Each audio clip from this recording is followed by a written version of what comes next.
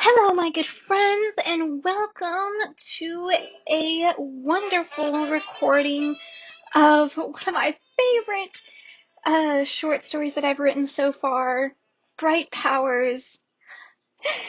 This really is one of my favorite ones that I've written, and yes, it is a very long one, so I don't know how long this recording will be. I pray that... Okay, good. I was like, wait, what? I forgot that it was it was double-sided, sorry. But I am going to start reading this, and I'm going to try not to do any intermediate, what? Just do this. If you do like to do the, X listeners, blank X listener, whatever type of thing, you can do like that with this recording. I don't care. That's sort of what I sort of did when I was writing this, because Angelica is the main character, and she's modeled after myself. So I sort of picture myself as Angelica. I need to get a blanket. I hope you guys enjoy this, and I'm going to start this. And okay, so my music loop thing is 1 hour and 3 minutes, so let's see if we can either go past it or be within the 1 hour and 3 minutes, so we don't know. Okay, ready, and let's go. Bright Powers by Spencer Gorka.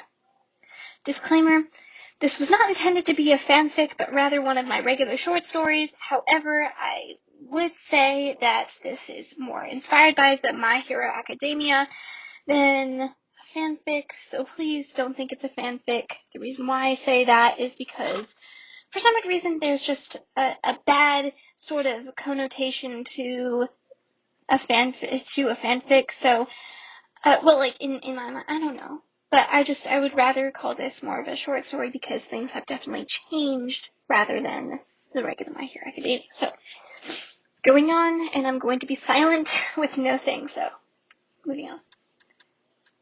Chapter 1. As you all know, we are coming to the end of our American History unit, Mr. Aizawa said. Because this is our fall semester, I have planned a trip to Washington, D.C. with tours and museums. We will be leaving next week, and we will be there for a week. So, this paper going around is a list of the agenda and packing list. Look over it and start planning for it tonight. Everyone cheers. Regular class field trip stuff! A green-haired boy turned to his classmates and talked amongst them. This is so exciting. I've always wanted to visit America. It's such an interesting country, and now I'm even more interested in it after this unit. Same, Deku. All of these spots that we are going to visit look very interesting. I'm surprised that they were able to keep these whole towns in good condition. It's quite impressive. I'm so excited to go. A brunette girl bounced up and down.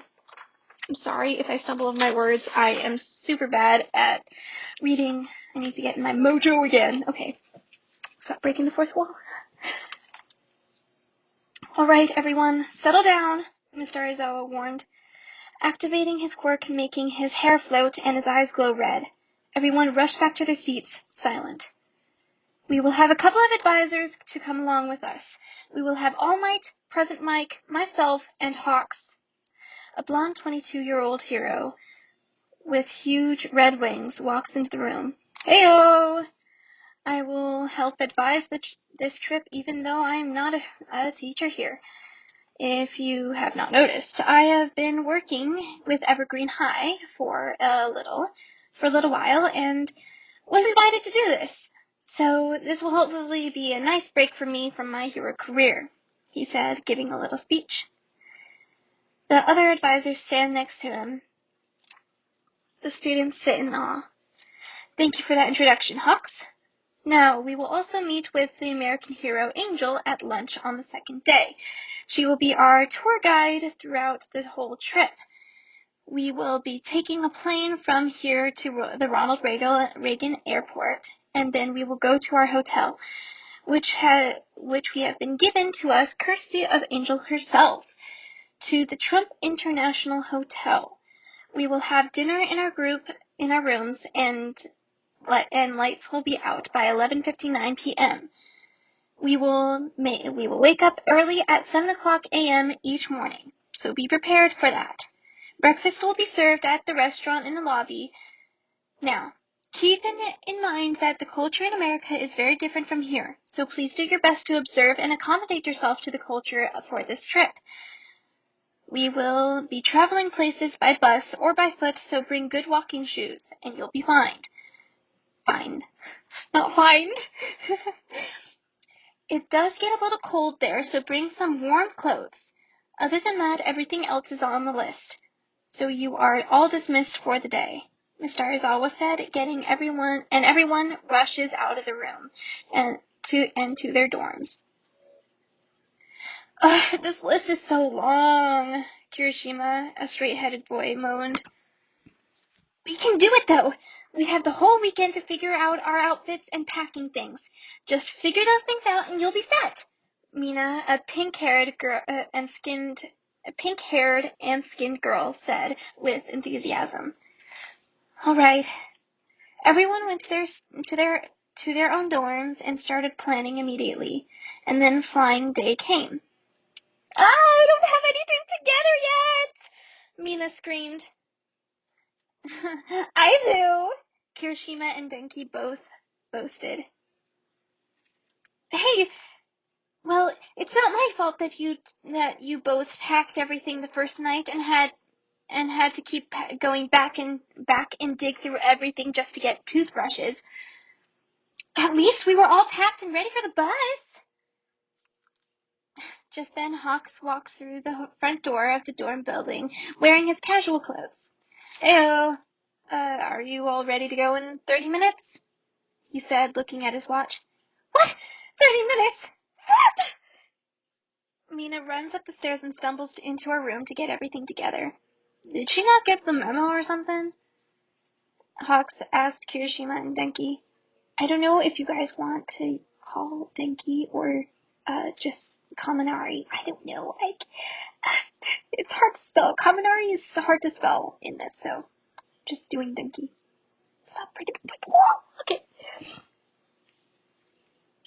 She did, but she delayed too long. They laughed together. 25 minutes later, everyone was all together and standing on the front porch with their luggage in hand. Todoroki, a boy with split white and red hair, speaks very monotone to Deku. The bus will be here any minute. I hope my father will be okay with me leaving for this long. I, of course, told him that I was leaving and he gave me his blessing to go, but lately he has been very concerned about me. Deku puts his hand on his shoulder. Hey, at least he turned around and is noticing you for who you are as your own person, instead of who he wants you to be. Yeah, thanks, friend. Anytime. Then Uraka, the brunette, jumps out and hugs Deku. I'm so excited! We're going to fly across the Pacific Ocean and land in Washington, D.C. This is amazing! Deku turns all red and nods without saying a word. Hawks walks up and joins the group. Is everything ready? The bus is making its way over here. So be prepared to jump on, he said, being a little too coordinated for even himself.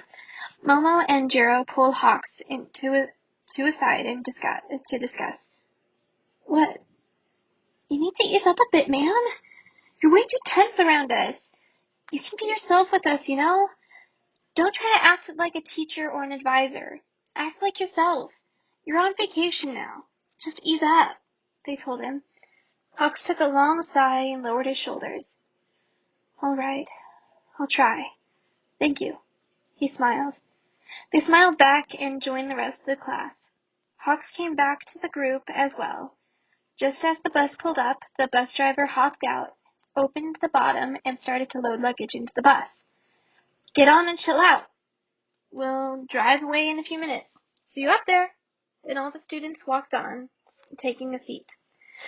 Hawks helped the bus driver put the luggage into the bus and close up. All night, Mr. Aizawa and President Mike walk up and they get on together. The bus driver closes the doors and they start on their way to the airport for the 14-hour-long flight. Hawk sat next to the window, and President Mike, who was loud and too talkative for even him, he looked out the passing buildings with his chin in his hand. "I've never done anything like this before," he thought. "I've been to the near islands of the country, but never to another country. This is certainly going to be a big and great vacation for me." He sighed with relief and leaned against the window, falling asleep into a small nap. They arrived with an abrupt stop, waking Hawks up with a jump. He groggily got up and walked out onto the pavement, helping the bus driver again with the luggage. By that point, he was awake and ready to travel through the several lines. So was everyone. They all grabbed their own suitcases and walked into the large terminal, where it was as busy as a beehive. They all got their luggage checked and went through security and customs. When they came along...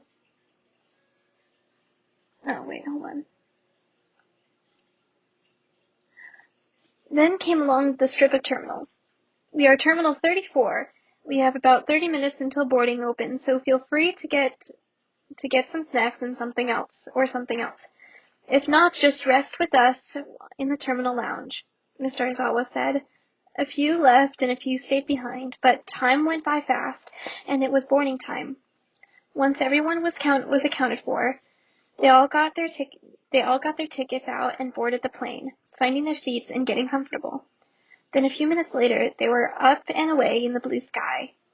14 hours later, at what seemed to be the same time they left, they arrived at the Ronald Reagan Airport in Washington, D.C. The landing roused everyone up again, and in a matter of minutes, everyone was off the plane and on their way to baggage claim. Once everyone had got their things, they all made their way to the shuttle station, where they got on and were transported to their hotel. Hawks looked out the window in amazement at all the architecture and the people walking the streets. It was very different from what he was used to in Japan, but it looked beautiful to him. "Trumpet to National Hotel! Trumpet to National Hotel!" the shuttle driver called as they pulled up to this tall and great, extravagant building. Everyone got out with their baggage and walked in to get checked in. The lobby was so beautiful and elegant, filled with golden arches and comfortable sitting areas. Everyone was in awe of such eloquence. Mr. Aizawa got everyone accounted for and released everyone to their rooms. One for all the girls, one for all the guys, and one for all the advisors. All were suites, big enough to fit everyone comfortably. There, they unpacked and got settled. "Wow, this is quite a treat," Momo said, sinking into the white sofa. "Definitely. We literally all have suites. This must have cost a fortune," Mina said, exaggerating with her hands. "I wonder how she paid for it all," Uraka said in the kitchenette. "I don't think this was out of her own pocket," Jiro said out of nowhere. Everyone else looked at her with eyebrows raised. "She's a freelance hero. Do you think that she has this much money to pay for a luxury hotel like this? She works closely with the American government as well, so she probably told them about us, and they granted us this under her name. That's what I'm suspecting." The others looked at her with faces that looked impressed, but not believing the strange story. "Are you sure? She's rated number 2 here. She could have had it from her pocket because of all the work she gets. It just depends, I guess," Sue said. "True, but however this came to be, we must enjoy it to its fullest. This is expensive, so I think we should show our appreciation for this gift. All of them agree and turn on the TV. Meanwhile, in the boys' room, Minetta and Denki are already having a vicious pillow fight. Deku was in the middle trying to stop them, but ended up getting squished between the flying pillows. Ida was in the corner instructing them to stop, but that got nowhere. Tokoyami was sulking in his room, and the others were looking around the extravagant room. A second later, Mr. Aizawa burst into the room and settled their pillow fight with a scolding. Then he left the room to the one next to it for the advisors. So, what were they doing over there? All Might asked. A pillow fight, Aizawa said. Hawk snorted. Aizawa glared at him, and he sat down.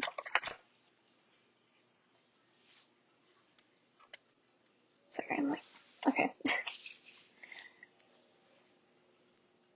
Where am I? Aizawa glared at him, and he sat down, still smiling. I got them to stop and scolded them for disrespecting expensive property. They listened. Hawk sighed. You need to stop being so strict on those kids. They're just having fun. They were damaging the hotel's property. I will not tolerate that, Aizawa says, appalled by the comment. I know that, but they are still kids. They need some fun in their lives. Aizawa scoffs. Fine, but we will have plenty of fun when we go around to on our tours. Then he stormed off to his room. Hawks leans over to All Might and whispered, Is he always this way? Not all the time, but I guess he doesn't know how to really relax in this type of a fashion, All Might said. Too bad. I hope he loosens up by tomorrow. Hawk stands up. Anybody as tired as I am? Man, the jet lag sure is getting to me. I'm gonna turn in. Night, y'all. And he went down the hall and entered the second bedroom out of the 3-bedroom suite. He plopped onto the cushion bed and glanced at the digital bedside clock. It read 1:30 in the afternoon. He sighed in tiredness, falling onto his back and drifting off to sleep, dreaming about the many historic places he would visit that very next day. Then he wondered about this Angel character who was apparently well known in America. He never heard of her before, but with all this hype about her, he couldn't wait to meet her in person. And so, with all the events that will transpire that next day in mind, he drifted off into a deep sleep. The next morning, Hawks was awoken up by an abrupt sound of President Mike's alarm. It got him up, but he had to chase President Mike around the suite for revenge of a rude awakening. Mr. Aizawa immediately stopped the horseplay, and everyone got ready for the day full of activities. After everyone in the advisor room was dressed and ready for the day, they went to both of the girls' and boys' rooms to wake them up. Once everyone was ready and with their backpacks and things, they all went downstairs for the free breakfast in the lobby. Then they left for their first location, Mount Vernon. The bus ride was a short 23 minutes from their hotel in DC to Mount Vernon, George Washington's estate. They arrived at the colonial estate with its several buildings around the grounds. Everyone stood in awe against the bus, gazing at the beautiful landscape that this had landed on. Hawks was dying to get a bird's eye view of the whole land, but he held his composure to be the advisor he was, yet still being himself with the students. They were guided by one of the estate's staff through all of the buildings and rooms, talking about the history behind them and George Washington himself. The gardens were still in use and as beautiful as they once were 250 years ago. The history amazed them all. After their tour, they immediately got back on the bus for Capitol Hill. Everyone was excited as everyone else. They were going to see the capital of the U.S., a piece of masterful architecture. The Capitol is is also the continuance of Congress, since it was founded with Constitution in 1787. As they pulled up in front of the domed building, I almost said doomed, they all gazed at it. Even Hawks's breath was taken away by the beauty of the whole marble building glistening in the sun. He could imagine it all lit up with the lights.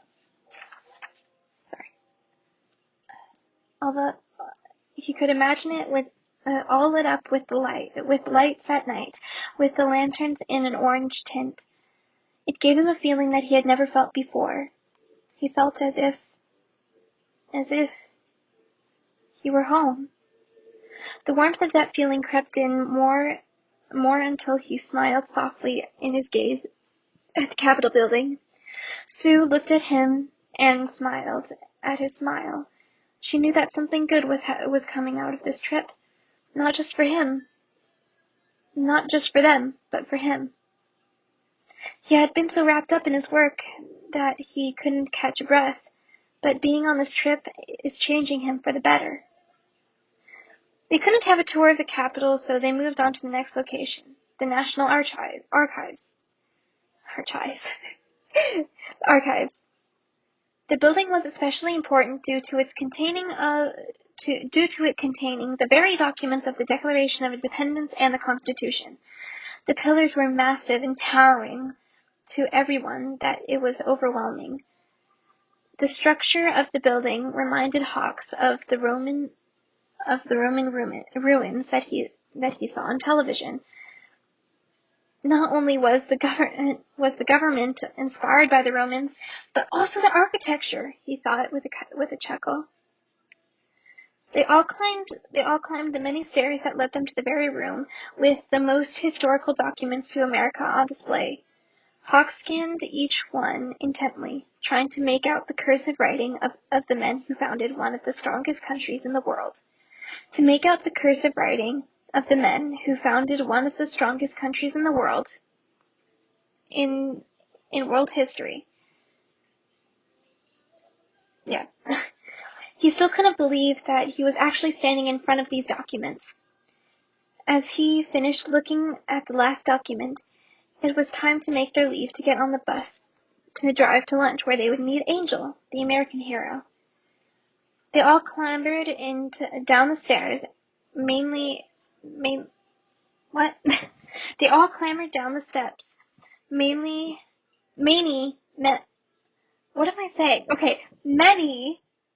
almost tripping down them. Then out of nowhere, a dome made out of junk came upon the students, then a second one enveloping the advisors. They all screamed, then activated their quirks to burst out of it.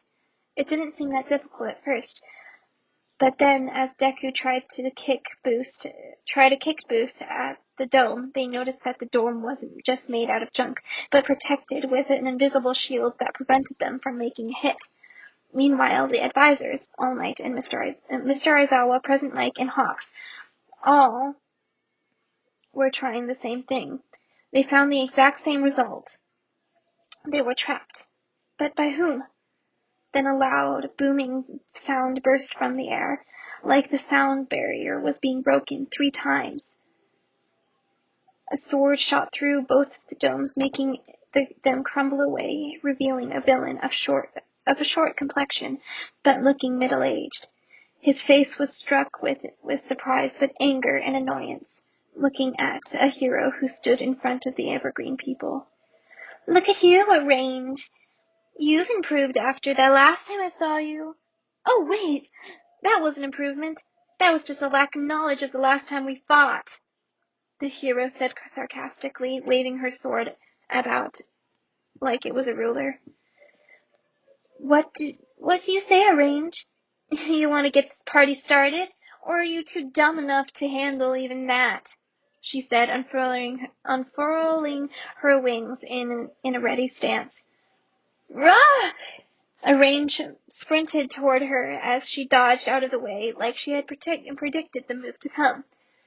I told you were too dumb enough to even come at me with with that same move. What is it? Hesitation? The hero mocked as she looked at him with wide and crazed eyes. That's it! A rage came at her with full force. Instead of being surprised by the immense power and running away, she looked at him and smirked. As he noticed what she had done, it was too late for him to escape. Hidden visible feathers appeared out of nowhere and burst into speed toward the raging villain. As soon as the battle had started, it had ended with Range on the ground, beaten up and unconscious. The hero dusted off her hands as to show she was done with this villain. She pulled a pair of handcuffs from her pocket in her pure white dress and lugged the villain to the post with the help of Uraka and Deku, and they handcuffed him to the post. She wrote a quick note to the police and stuck it on the forehead of the villain for the police to pick up. Then she noticed who she had all saved and began introductions and apologies. Oh, hello, I'm Angel. You must be the people from Evergreen High, right? It's so nice to meet you all. I know that this introduction is a bit ahead of schedule, but who cares? Angel says, shrugging. Anyways, why don't we all head over to our restaurant for lunch and chat? Hold on a second, I need to change. And with a snap of her finger, she was engulfed with light. When the light diminished, she was in a black sweater with a white and gray plaid shirt, perfect for the civilian clothes. Her halo was no longer hovering over her head, and her hair was changed from white to golden. Her big white angelic wings were no longer on her back anymore and were nowhere to be seen. She looked at them and smiled. I'm ready now. Let's go. Chapter 2. Hawks was generally surprised by the hero he had awaited to meet. She was quite young, even younger than himself. She was bubbly and cheery to the students, but during her battle with the villain, she seemed cocky and sarcastic, similar to himself. She was winged, too, which was probably the most surprising of it all. She could even retract them to where they were no longer visible. She's beautiful, he thought. Wait! What? I'm jumping too far, Hawks. Just take one step at a time. She seems very innocent and kind. Just stay cool. Be a friend. Besides, she's relatable, which is really cool. And he thought more about his first impressions of her the whole way that they walked. But they had not looked in the shadows of the alleyways for anyone who could be watching them, and deep in the shadows was a dark figure lurking over them, watching. No one noticed it, not even Hawks. As they walked, Angel noticed a police car stopped at the side of the road with 2 police officers inside. She ran up to the car, greeting them and smiling. Hello again. Hello, Angel. It's so nice to see you here. Are you patrolling? One officer asked. Actually, I just got off my patrol. I'm going with these nice students from Evergreen High to lunch. I just caught a villain a minute ago. He's down the street that way. She pointed to the direction they had just come from, where the villain still sat there. The officer nodded. They waved goodbye as they pulled away and drove to pick up the villain. Angel smiled and joined the group. You must be very acquainted with the police to talk with them like that, Kirishima says to Angel. You could say that. All of us heroes are all in correspondence with the military and the first responders. It's like we're all friends, I guess, she responds. Hawk smiled at that. He never met someone who was that friendly to anyone related to the government. Things are certainly different here, and he was beginning to like it. They arrived and were immediately seated all in a private room that fit all of them. Angel was the head of the table as the hostess of the group. Everyone talked amongst themselves until they started to asking Angel questions. Mr. Aizawa was appalled by his class's curiosity, but Angel calmed him that it was part of bonding. Is Angel your real name, or just your hero name? Uraka asked. It's not my exact name, but close. My real name is Angelica Smith. You can choose which one you'd like to name me. I don't really have a preference, Angelica answered. Okay. Oh, I have one, Mina jumped, raising her hand. Angelica chuckled. Yes, Mina? What is your favorite food? Oh, well, that one's easy. It's without a doubt chicken. My favorite dish is definitely orange chicken. I love it, but I do have many other dishes that I do love as well. Hawks perked up to that answer. Chicken was his favorite food as well, even though he was a bird. He was quote-unquote a bird. What ranking are you, and what agency do you work with? Ida asked, all uptight as he usually is. Oh, well, I can tell you that I just ranked second in the American rankings. Hawks perked up again. And I'm a freelancer hero. I don't belong to any agency. Everyone went silent. Then they all asked why and how. Well, my dream is to one day have my own agency here, but it costs money. Here in America, agencies are like businesses. You have to have money to start one. It's different from Japan, where you can basically start one whenever you want to. You literally have to have a plan of business before you start one. I've been planning for quite some time, but I don't have the money yet. So I'm saving up with my freelance money. Being number 2 allows me to have a lot of business, so money has been a steady incline. Hopefully I can have enough money when I turn 19. That leads me to my question. Mineta said. How old are you? He asked, laughing a devilish laugh. I'm 18 years old. Recently graduated from Liberty High, the best hero school in America. Hawks perked up again. She's only 4 years younger than me.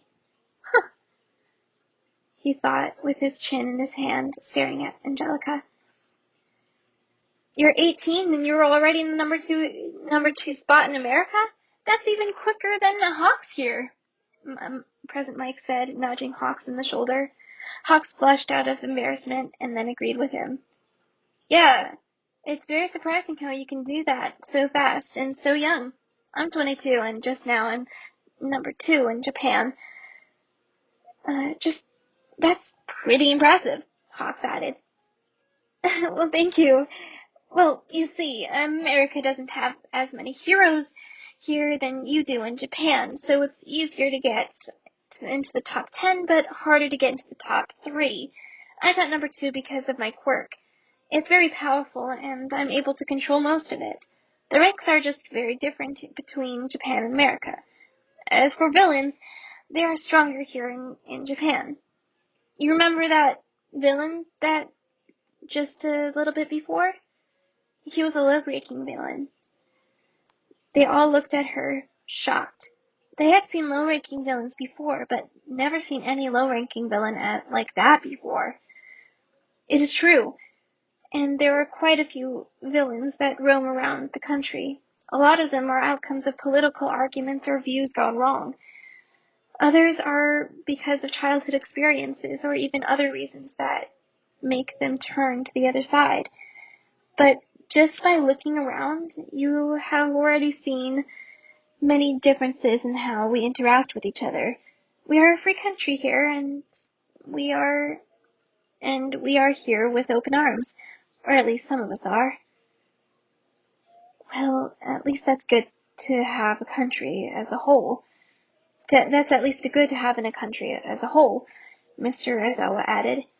Angel laughed nervously. Yeah, they all ate and had a very merry conversation across the table.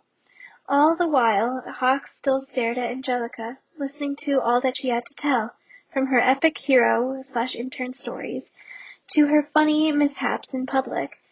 Then the hour arrived for them to pack up and leave for the rest of their touring day.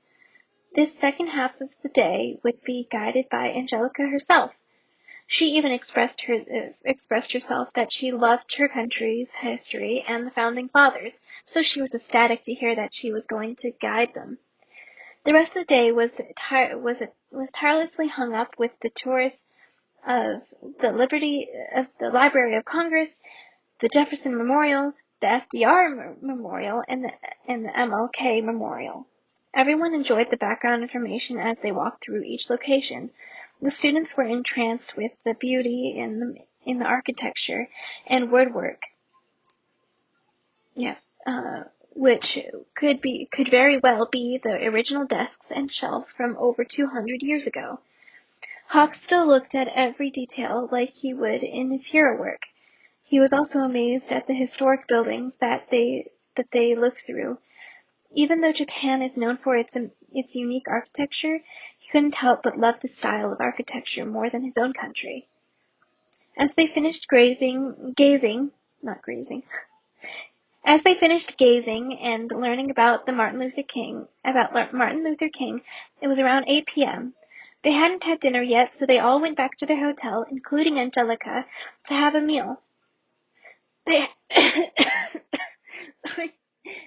They hadn't had dinner yet, so they all went back to their hotel, including Angelica. Oh, I just read that. Sorry. All Might assured her that this time they would cover the expenses. She thanked him as they all entered the lobby, then down a hallway to the restaurant. They all sat around the long table to fit them all and ordered their drinks. This time, Hawks and Angelica sat across from each other and had a small conversation before the Evergreen students asked more questions, especially Deku, who was the total geek on heroes. Mr. Aizawa, however, stopped them from going anywhere too personal.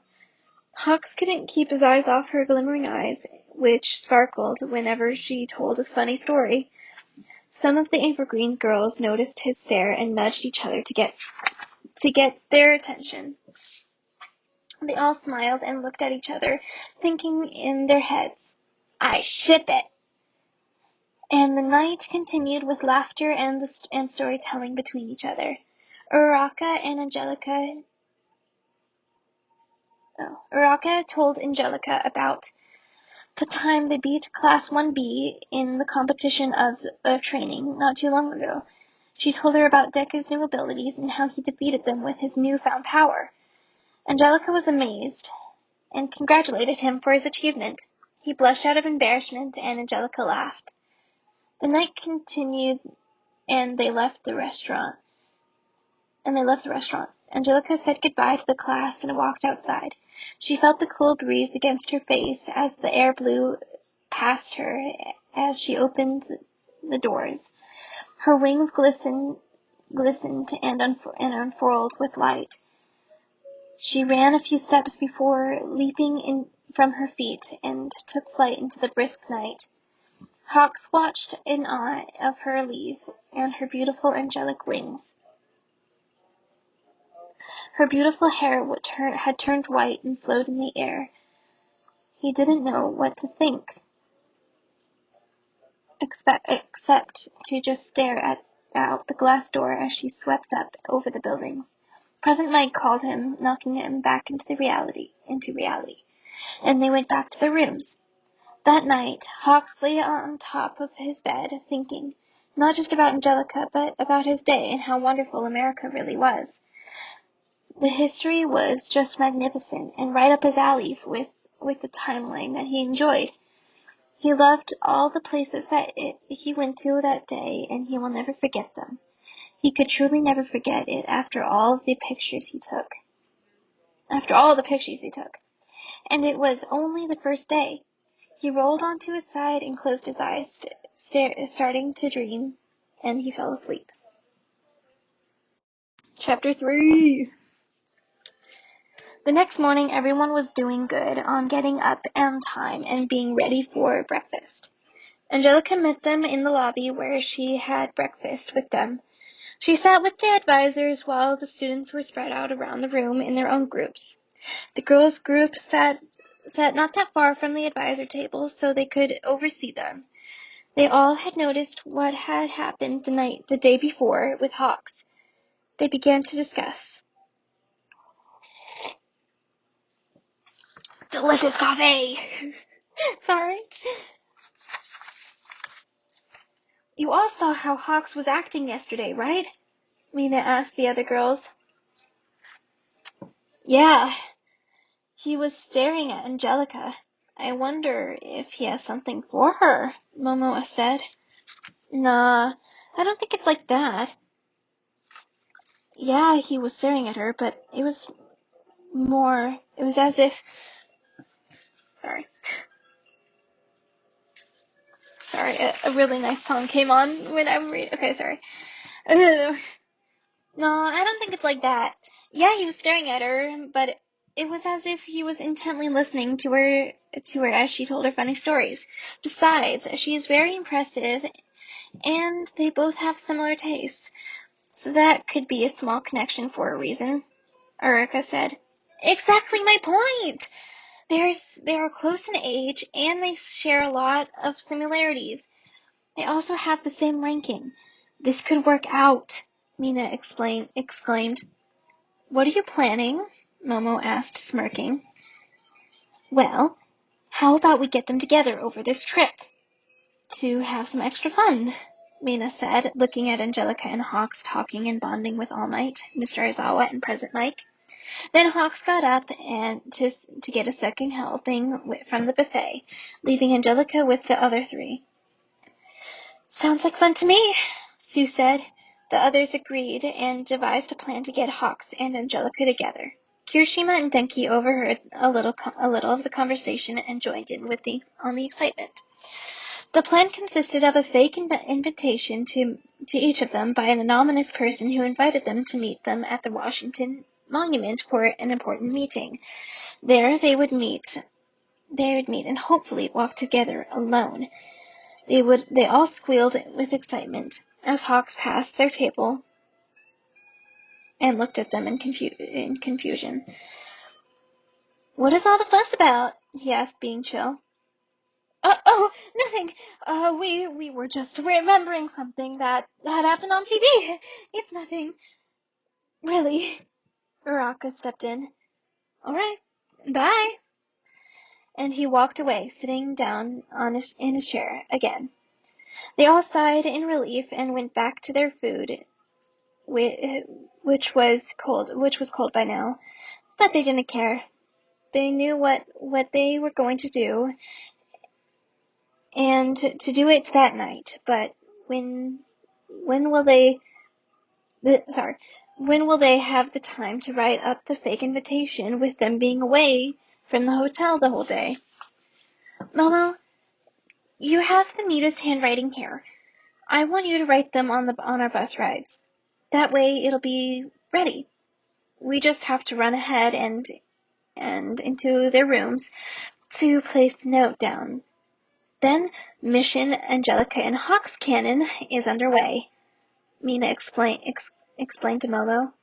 But I'm not that good at writing while in motion. How will that be possible? Momo groaned. Just write when we are at stops or traffic. That way you can get the invitations written neatly, Mina said. Okay, I'll try, but I'm not promising that they'll come out perfect. They all chuckled and continued breakfast. As the hour approached for all of them to leave, Momo quickly used the restroom to create a pen and paper to use on the bus. Once she got back, they all boarded the bus and drove their way to the Gettysburg battlefield. On the way, at stops in the drive, Momo began writing the note to Hawks. She wrote, Hawks, I need to meet you tonight at 9 o'clock tonight. It's important. Meet me in front of the Washington Monument. See you there. Secret admirer. After about 5 stops, she finished it with perfect handwriting. She handed it to Mina, who approved of it, and told her to do Angelica's note. Momo had to stop because she was getting motion sick, and they were almost to the battlefield. They parked in a gravel parking lot where they all got out. Angelica helped count everyone with All Might as they jumped off the bus. Once everyone was accounted for, they moved on their way into the large open green. Angelica described that many had died on these battlegrounds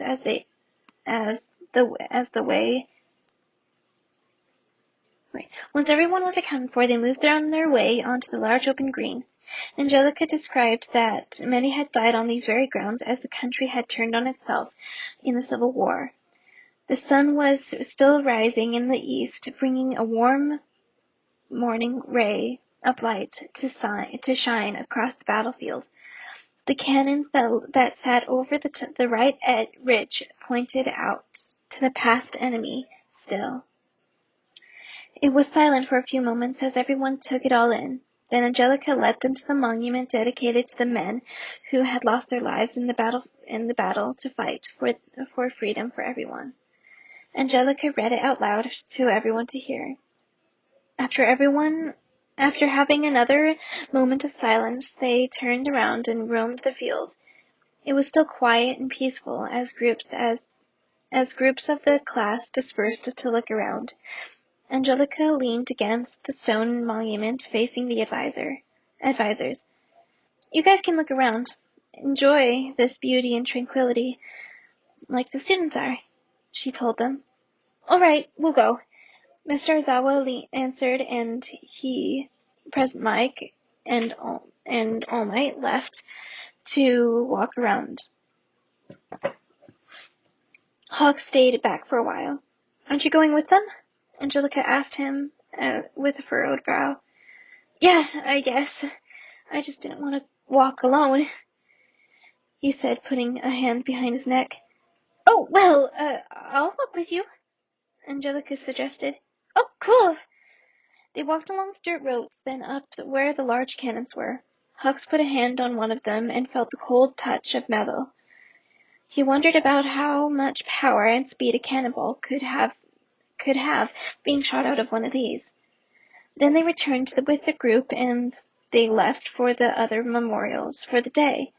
After the Korean War memorial, they stopped at a restaurant for lunch. They had finished the day with the Lincoln Memorial and the World War II Memorial.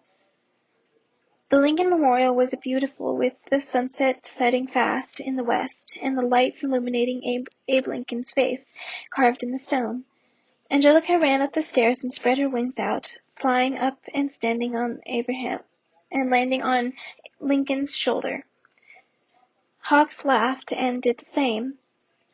You two come down from there, a guard hollered from below. Angelica looked down and waved her wings at the guard, signaling that it was her. The guard eased up.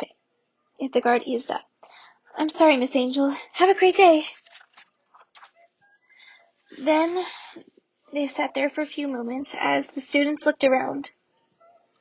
Hawks enjoyed looking over the monument and the other buildings that lined the area.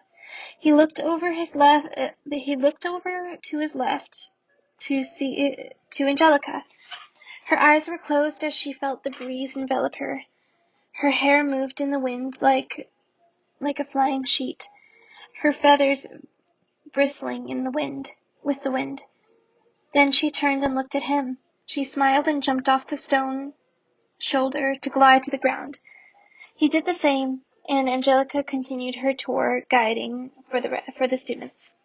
The last stop for the day was the World War II Memorial. It was a beautiful display of arches and a huge fountain, all in memory of those who had served in World War II. The sun had set and the golden lights shined upon the water and the arches. The names of the past were all carved into marble blocks on the floor. The sounds of the fountain filled the area as other onlookers walked about. Angelica continued her tour, explaining the importance of World War II and that none of us should ever forget it. Yes, Japan was on the other side, the side with Hitler to take over the world.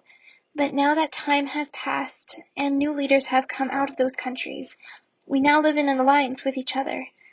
But we can learn about that power is not always a good thing. You can have power and go out of control, becoming power hungry. Or you could be powerful and know how to use it, like King Solomon from the Bible. We must use this time in history to recognize our faults and build unity. I know that it's hard and probably unattainable in this world, but the least that we could do is to get close to it, Angelica said, pumping her arms in explanation. The others agreed, and a few minutes later, they were all in the bus on their way back to the hotel for dinner. Mina reminded Momo about the note to Angelica, which she had completely forgotten about. She whipped out the pen and paper and wrote out as fast as she could at stops. But there were only two, so she had to write while the bus was in motion. She fought the motion sickness and wrote as neatly as she could over the bumps in the road. Then, finally, they arrived at the hotel. Momo had finished the note, but there were a few mistakes. There wasn't any time to write a new note, so they continued with the plan. All the girls asked if they could get something from the rooms quickly, as to not be suspicious. Mr. Aizawa sighed and let them go. They all ran up the stairs into their rooms. Toru, the invisible girl, volunteered to go into the advisor room to deliver the note. They agreed, and she took it, being completely invisible except from the notes itself. She walked down the hallway, into the room. She raced down the hall, peeking into each room to find Hawks's. She found his bedroom to the far right, which had a mug of coffee from the morning left over, and his hero outfit laying on the bed.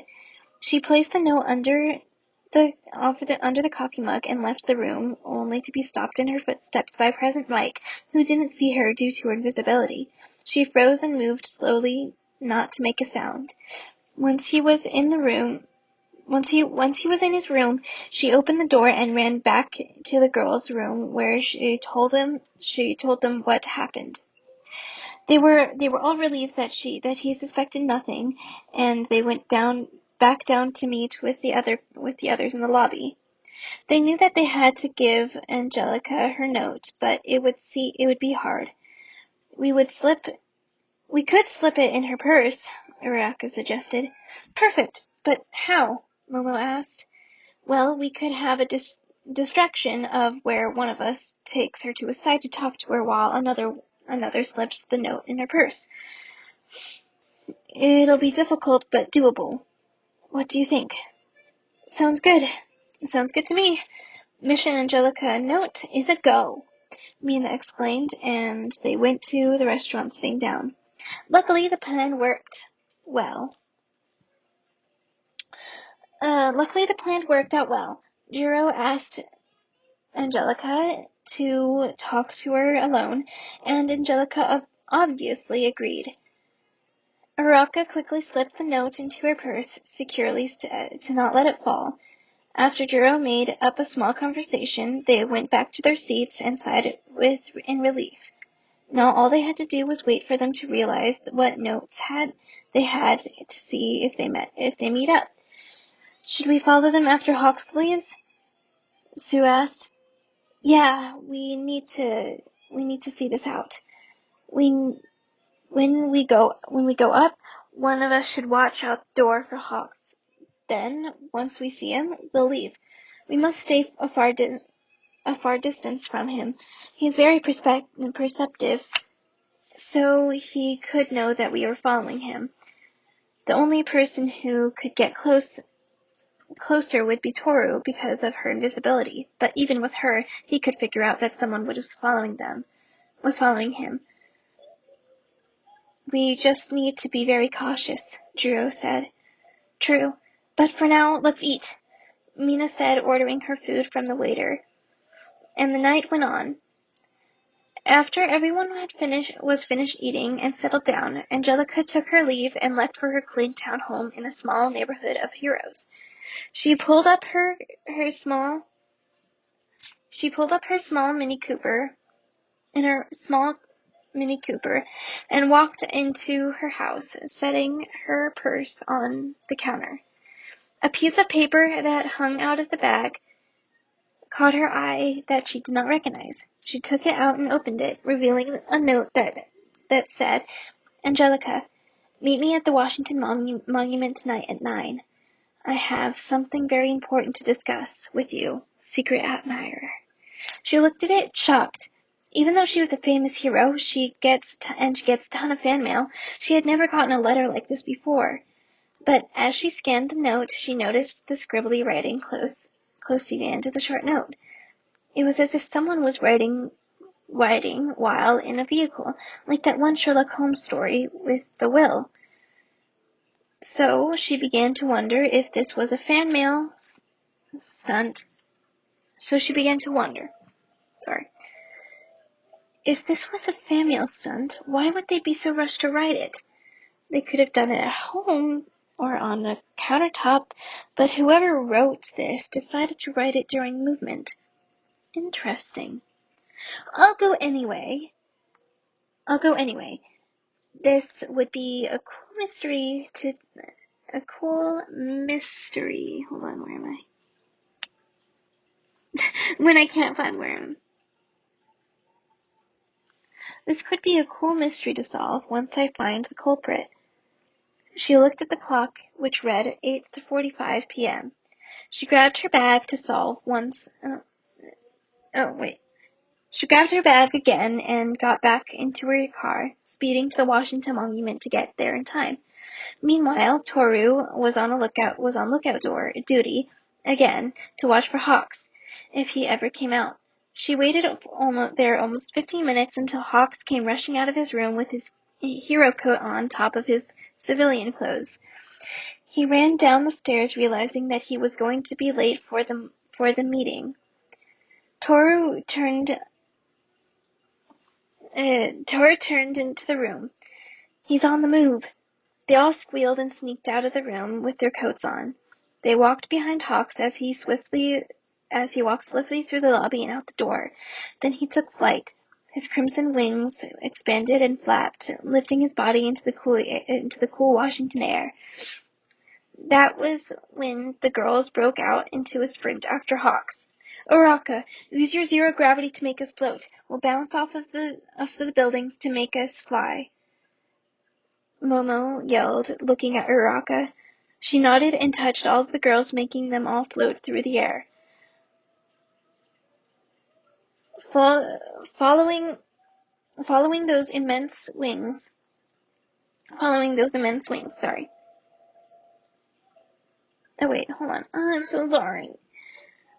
She nodded and touched all the girls, making them float into the air. They moved to the wall and pushed themselves forward, gaining speed as they glided through the air, following those immense wings. There we go. Once he arrived, they all were dropped to solid ground and hid behind the trees. Hawks moved to the monument and waited and walked around, looking for anyone who might recognize him for the anonymous meeting. Just then, Angelica arrived on the other side, looking around in the same fashion. Look! They're both here! Let's wait and see what happens, Mina said with a smirk on her face. Angelica walked around, glancing every once in a while at the towering monument all lit up for the night skies. She went around once, then twice, with no sign of a person interested in her for a private meeting, so she stopped walking and sat on a bench to wait for any other sign. As she looked at the time, it was 9:15 with no luck. Then someone called her name, a male voice from the left. Angelica looked up to see Hawks running up to her and sitting down next to her. The hidden girls celebrated silently. Hey! What are you doing here?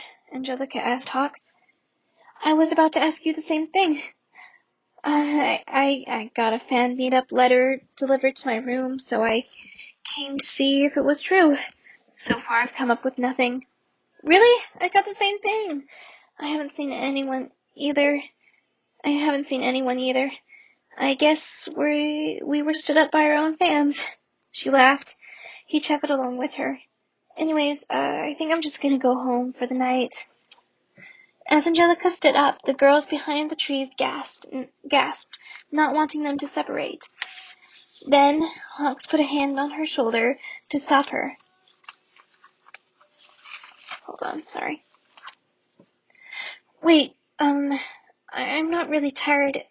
And this is quite a tranquil night. I do need a little company, too. Would you, by chance, walk with me? He said awkwardly. Angelica adjusted her body to face him completely. Then she smiled and nodded. Hawk smiled back, and they walked side by side down the road against the fountain.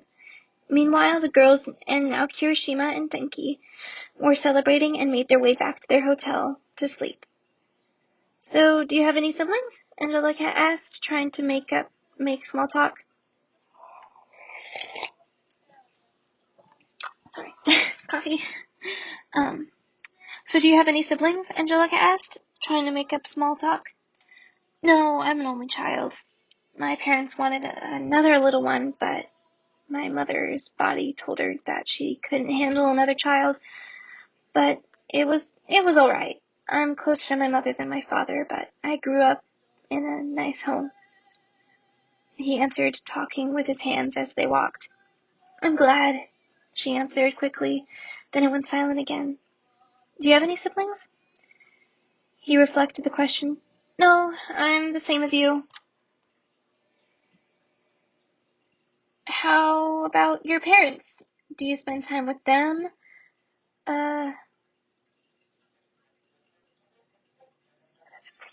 Okay, sorry. I just changed the music because we went past the hour and 3 minutes of music. So, for the Tower of Terror. So now we're on Buena Vista Street in California Adventure music loop. This one is 1 hour and 22 minutes, but oh my gosh, man, I love Disneyland so much. I miss it so much. Anyways, getting back to the story. No, I'm the same as you. How about your parents? Do you spend time with them after your graduation? He asked, trying to dig deeper. Angelica sighed, clearly showing Hawks that she was uncomfortable with talking about her family. If you don't feel comfortable talking to me about your family, you don't have to answer. Nah, it's fine. I feel comfortable talking about it with you. It's just that nobody really asked me that, and there's just so much to it. It's a long story, she said, looking across the fountain and leaning on the stone fence. I can handle a long story. I'm always listening. Hawk smiled, holding one of his red feathers. Angelica chuckled and began telling her story. I was born into a hard-working, rich family in Hollywood. My mother was an aspiring actress. And my father an architect. Sounds like the perfect combination for a family, right? Not really. My father was a drunk, and my mother was a workaholic and a drug addict. I was mostly home alone growing up, not having much of a bonding time with my parents, who didn't even remember the day from the next. I would do what every child does, make mistakes and learn the world, but whenever I would make a mistake, that would anger my parents, and they would punish me harshly. What kind of harsh punishment? Hawks asked, concerned. Oh, well, the spanking with a belt or a slap. Angelica's face winced at each hurtful way her parents disciplined her. I was put into my place and told not to tell anyone of my treatment. I was told to put on a happy face in school and to be the model student. If I got a bad grade, they would scold me and slap me several times. It got so bad that instead of just slapping me, they would punch me or kick me. I didn't call out for help because I thought that it was normal. I thought every child went through the same treatment, and for some reason that gave me a little comfort. Even though it wasn't true, it gave me a hope that I wasn't the only one, that I wasn't alone. But everything changed when my quirk developed. Hawks continued to look at Angelica as she stared at the fountain lit up with golden lights. He could tell that she was tensing up as she got to the hardest part of her story. My quirk was definitely different and strong, but it was painful as my wings grew. My parents did nothing to comfort my growth pains, even though the pains would paralyze me. Then, as I began to use my power more, they realized how much power I had.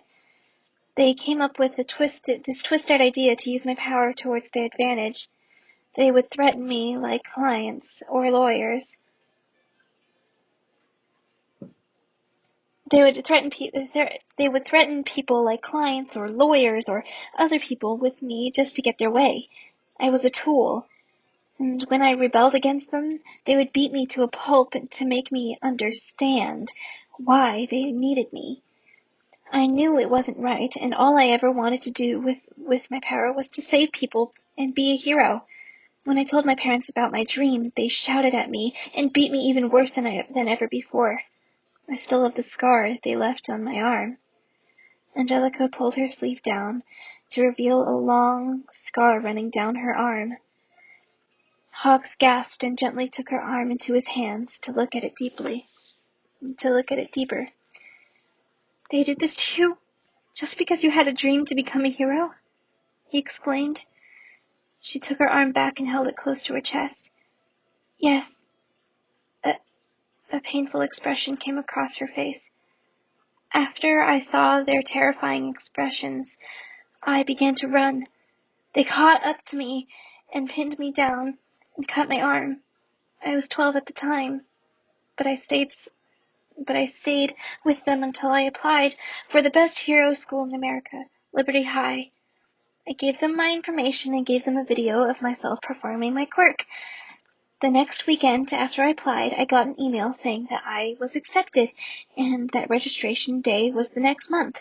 I was so excited, but I also didn't know what to do about my parents. So I ran away.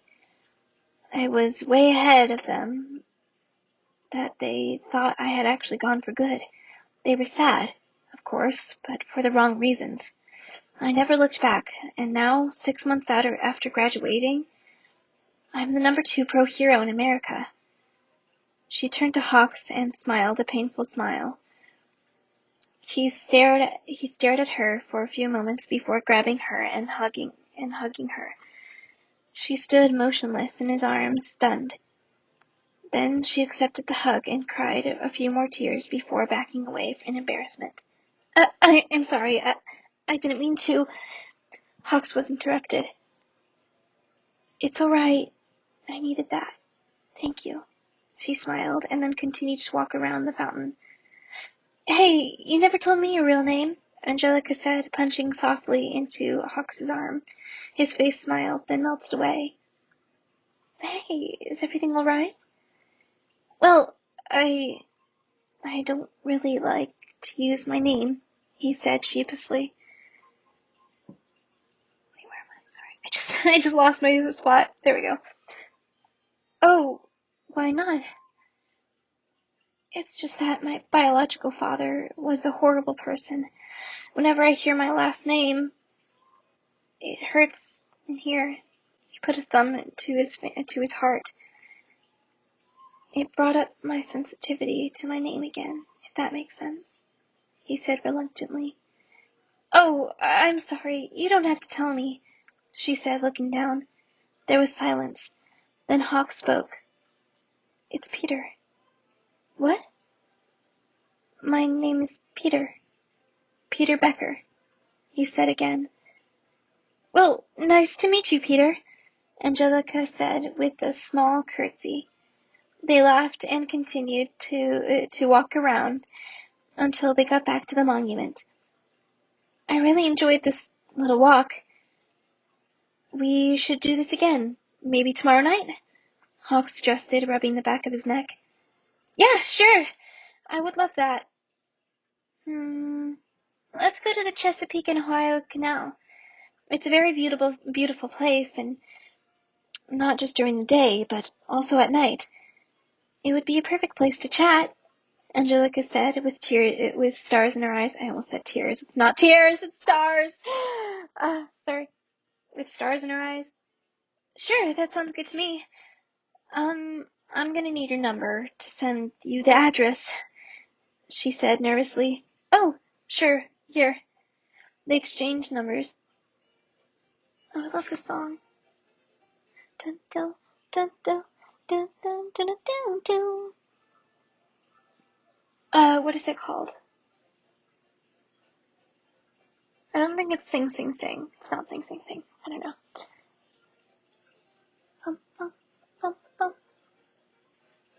Oh wait, I think it's the song from The Great Gatsby. Sorry. I don't know.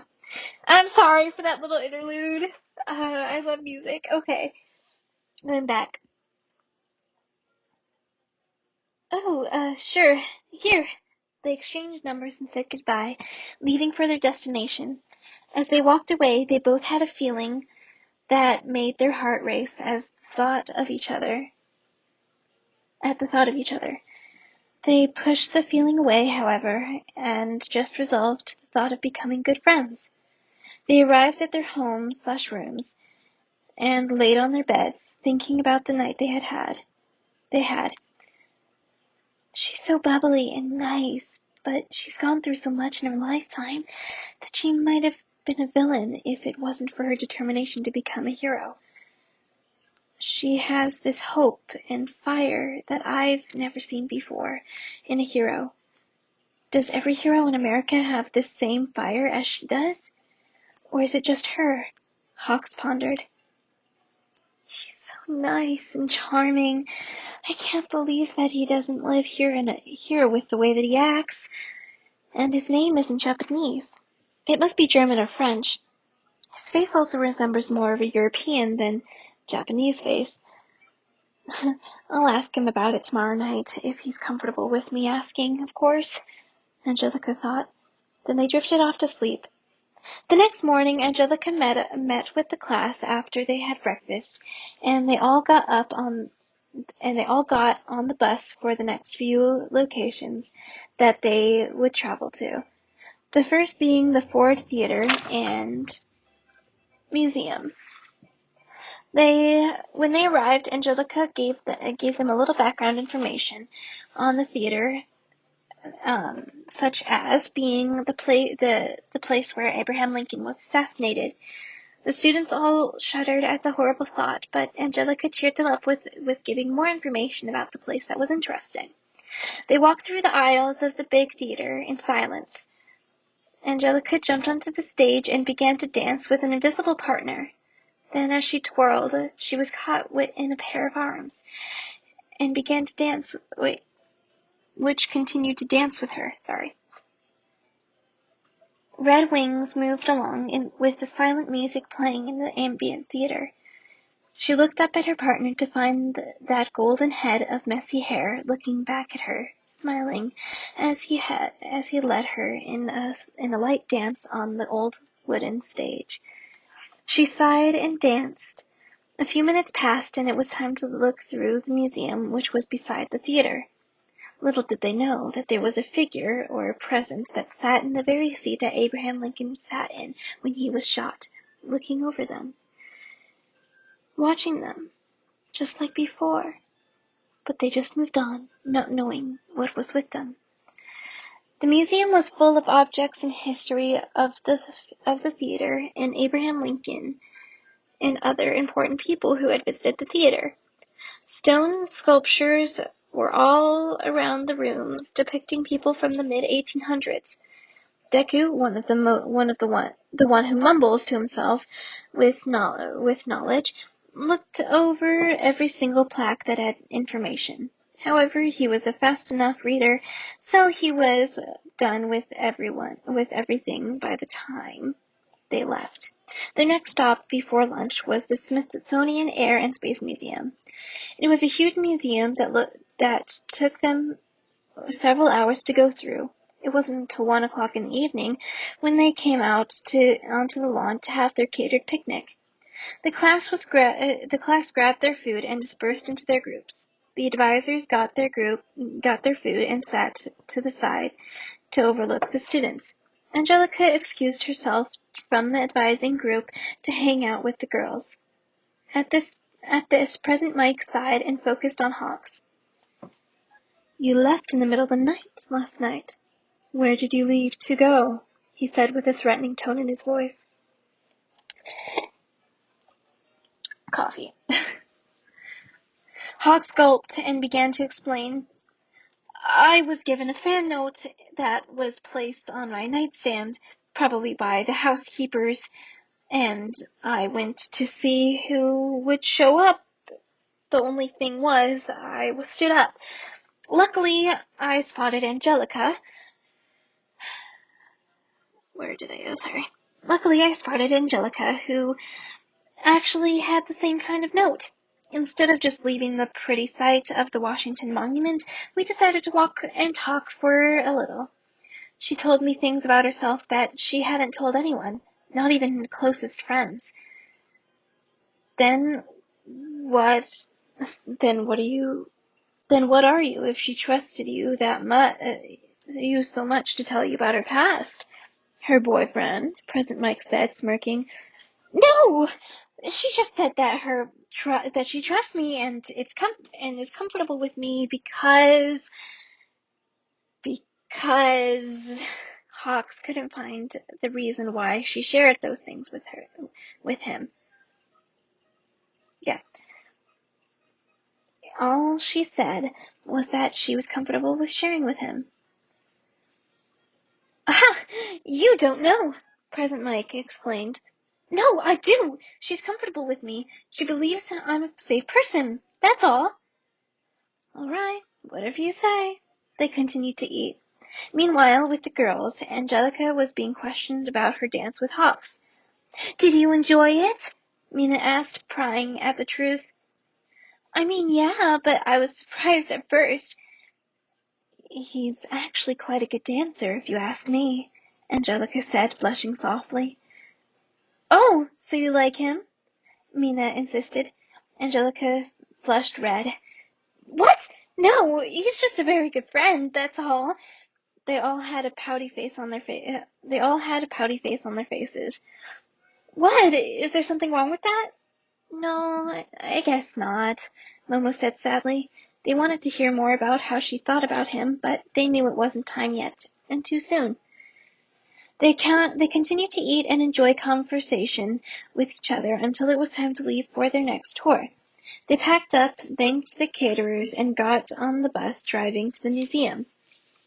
The museum is one of the more modern places that they visited during the trip. Its collection of art and famous news milestones within it. It's basically an art museum for news-related works. As they walked through the building, there were newspapers in glass cases of different important events that happened in American history. Some of the works dated back to the Revolutionary War. Everyone enjoyed looking at the historical articles and things that were revolutionary. After that tour that took 3 hours, it was time to leave for the hotel for dinner. The next day, they were going to go to another hotel to stay at, because the second half of the trip would be too far for them to stay at their hotel. When everyone got to the Washington, D.C. hotel, the Trump International, they were told to pack up and be ready for the next morning. All the students did so. Angelica told Mr. Aizawa, Hawks, All Might, and President Mike that she couldn't stay for dinner. Then she winked at Hawks and walked out. They all looked at Hawks with a questioning look. "What was that about?" All Might asked Hawks. Hawks looked down at his feet. Oh, well, I'm meeting with Angelica after dinner tonight. We're going to walk around the Chesapeake and Ohio Canal. We wanted to talk a little bit more, but as friends. His wings poofed up as he became flustered. Sure, whatever you say. But you can't deny that you have feelings for her, President Mike pointed out. Hawks flushed bright red. How can you say that I am? Because of the way that you look at her and talk with her. You're such a flirt most of the time with your fans, but with her, you're yourself. Besides, whenever we bring her up with you, you turned red as a tomato, Mr. Aizawa chimed in. Hawks was surprised to hear such a thing from Aizawa, but he protested. She's just a friend, okay? Can you just let that be? Hawks pleaded with them. Fine. Let's just get our own things packed up and have dinner. And they did just that. Everyone, including the students, were all neatly packed up, and they met in the lobby for their last dinner in that grand dining room. Then everyone went off to their bedrooms to sleep. However, as everyone was getting ready for bed, Hawks was getting ready to go out. Angelica had texted him during dinner that he needed to dress warm because the temperature had dropped a little. He put on a white Endeavor sweatshirt with his headphones around his neck, jeans and white tennis shoes. Sorry, can't talk. His phone dinged with a message from Angelica telling him the address. The address. He clicked on it, which brought him to Google Maps directions. Then another message read, "Take a cab. It'll be a few minutes. I'll be waiting." Smiley face. He smiled and put his phone in his pocket, walking out to the hotel. As he exited the hotel, he found a lone cab sitting by the entrance. He walked up and asked if the cab was free. By miracle, it was, and he got in, telling the cab to go to the canal. The cab nodded and drove off into the night. About 20 minutes later, the cab slowed to a stop in the middle of the abandoned parking lot. Hawkstead sat up, unbuckled himself, and paid the cab driver. There was one car in the parking lot, which he assumed to be Angelica's. He walked to the dirt path and looked around, squinting in the darkness. Then a hand patted his shoulder. He turned around to see Angelica smiling in the dimly lit light from the two lanterns she held.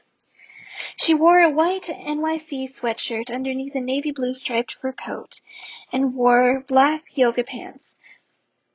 Her hair was lightly curled, as earlier, but had a navy blue beret on top of it. "Hello, Bertie," she said, smiling more. "Oh ho! Already giving me a nickname, are we?" Hawks laughed. Angelica turned her head in frustration. "Is there something wrong with that?" "No, I like it, Halo." Angelica looked at him with a face. "What?" Angelica then broke into a laugh. "Such an original name." They laughed together. Then she gave him one of the two lanterns she had. "Take this. I brought these to give us some light as we walked." Flipping that page. "Why did you get these?" These are actual oil lanterns with a real flame. "There are battery-operated ones, you know," he said, pointing to the lantern in his hand. "Well, I just thought that it would be cool if we used real flame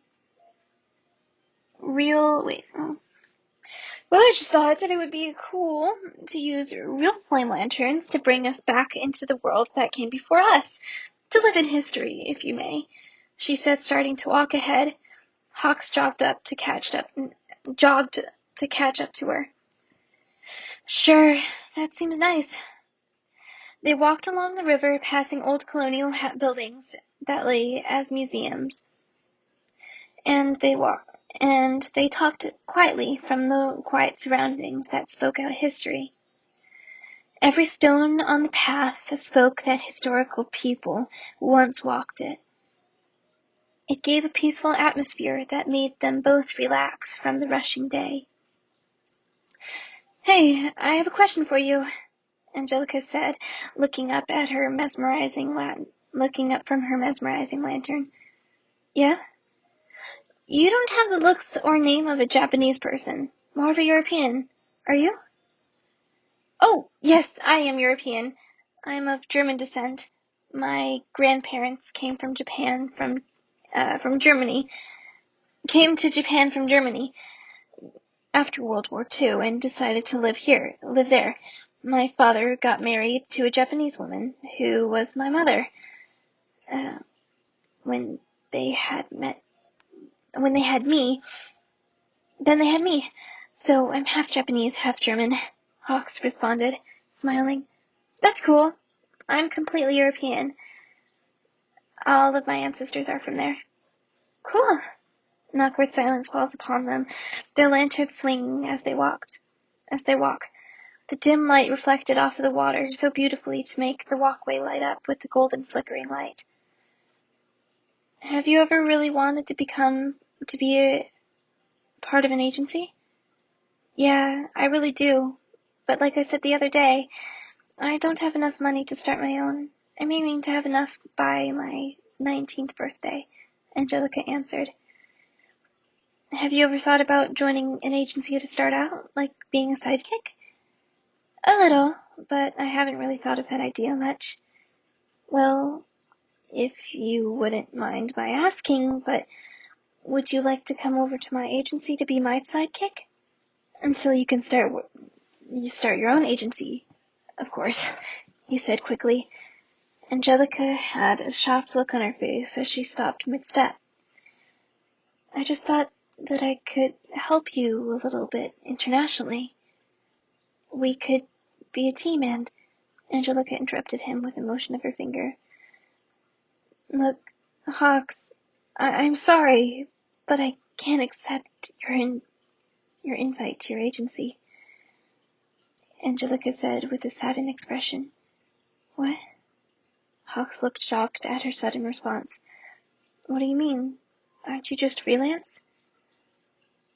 "Yes, but that's not the only reason." She turned away to the water. Hawks straightened up, tensing his wings. "Sorry, that's the garage. The garage. My mom just came back from a walk, I think. Sorry." Dang it, the mood. Okay. "Yes, but that's not the only reason." She turned away to the water. Hawk straightened up, tensing his wings. "What is the other reason?" Angelica sighed and looked back at him. "It's my country. My country is the reason why. This country is not as it was when you looked through those buildings and museums. It's changed, and not for the better.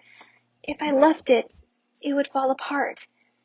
Other than Captain America, who is #1, I'm the only other person that holds this country together. It's falling apart." Angelica began to tear up and shudder as she went on. "I fear that it will rip itself apart from the inside out. The society that has taken over this country is now destroying it. Do you understand how hard it is for me to watch? It hurts me like a knife in my heart. And the realities that have come over this beautiful country is disgusting. Abortion, white supremacy, black supremacy, war, protests, riots, murders, threats to the president, threats to Christians, while other religions are brought up. All of these things and more are horrible realities of this dangerous new America." Angelica was now weeping, her legs weakening as she continued through her broken heart's struggles. Hawk saw her fall to her knees and caught her in his embrace to comfort her tears. "Sometimes I wish I could go back to the beginning days, despite the technological and medicine differences. If the country's eyes were more open than before and loved God more, then I'll take that more than this. Hawks pulled her close to his chest, rocking her back and forth as she let all of her pain flow. She cried and cried without end. Then as her tears slowed, she began to whisper a song. Edelweiss, Edelweiss, every morning you clean me, small and white, clean and bright. You look happy to me, blossom of snow, may you bloom and grow forever. Edelweiss, Edelweiss, bless my homeland forever. Then she drifts off to sleep in his arms. Hawks didn't know where her home was, so she checked if her car was locked and flew her back to the advisor hotel room. Everyone was asleep, so he silently went to his room, where he laid her down to sleep. He gathered his things and moved to the living room to sleep on the couch. He turned the fireplace on for warmth and went to sleep himself. The next morning, Angelica was woken up by the rustling of feet outside of her bedroom door. She was alarmed, thinking that someone had broken into her house, but then she realized that she was in a hotel bedroom. She got up, still dressed in her clothes from last night, her fur coat laid on the end of the bed.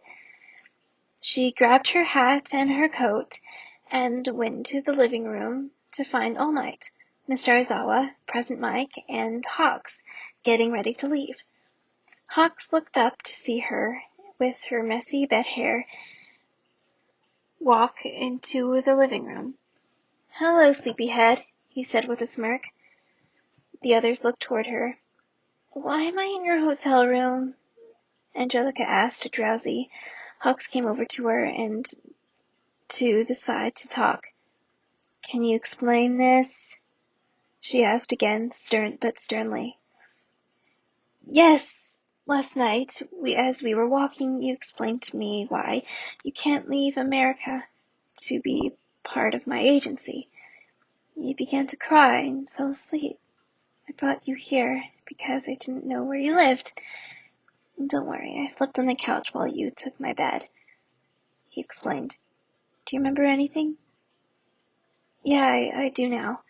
I just needed a refresher." Then Angelica's face turned white. "Wait. What about my car? Is it still there?" "No, I called a tow this morning to take it to your residence. Everything is all right," Hawks said with a comforting smile across his face. Angelica sighed in relief. "Thank you. I'm really sorry for breaking down like that last night. I just couldn't hold myself together. It's perfectly fine. You needed to get that out and share that with someone. No need to apologize," he said. "Thank you," she whispered back. Then she helped them all bring their stuff out to the bus. The students then came out with their luggage and put their stuff onto the bus as well. They all had breakfast, but had to quickly end it before they left for Arlington Cemetery. The drive was a short 15 minutes from their hotel. They arrived at the green and white landscape as a few other people came to pay their respects to their past ancestors that had served in the military. Angelica explained that this place has a lot of sentiment to the country and to its people, and that they should be respectful. The students agreed, and they were let go to observe the graves. A few minutes later, they called everyone back to look at the unknown soldier monument. They all had a moment of silence dedicated to the men who died in war. A few people sobbed, and others were serious at their thoughts. Then they They left for the bus to leave for the Iwo Jima Memorial. The memorial left everyone awestruck, when even Mr. Aizawa. The sight of the men picking up the American flag up to have it stand tall in the midst of battle was a breathtaking sight, even for Angelica, who saw it almost every day.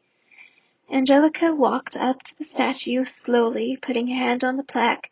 She put her head down and began to weep. Her heart filled with unseen emotion and began flooding out again like the night before, but this time out of pure sadness. Hawks and All Might came over to her and comforted her. Then others gathered around her, surprised from the sudden outburst. They created a circle of weeping people who cried for different reasons. Even Bakugo began to cry. It was a sad but beautiful and relieving atmosphere that cured many wounds that day. Then they drove to the Pentagon 9/11 Memorial. Everyone looked down at the long marble plaque. The students all understood what had happened, but couldn't really connect with it like they could with the World War II Memorial and the Iwo Jima Memorial. However, Angelica grew sentiment for it, almost letting go again. But she held it in again. Then they moved their way to the Smithsonian Museum of American History. That was one of the longer tours of that day. They weaved through the whole thing, being sure to keep an eye on the time for lunch, which would come next at the Cracker Barrel. Love it. One of Angelica's favorite restaurants to eat at. Okay, I'm serious. The Cracker Barrel is amazing. Okay, so I went to that when I went to Michigan in 2018, and we went, like, one of our last places that we went to eat at was the Cracker Barrel. And let me tell you, that was the most amazing thing I've ever eaten. Oh, it's so delicious. I'm gonna slap my mom right now. Sorry, you wouldn't get that unless you watched Tim Hawkins. Okay, anyways, I'm gonna stop breaking the fourth wall and continue on, because this is a really long recording. I wouldn't be surprised if it's a 2-hour long recording. Okay. The Cracker Barrel is so good. You're going to love it, Angelica told Hawks. I don't know. I don't really like crackers, he said, smiling. Angelica punched him in the shoulder.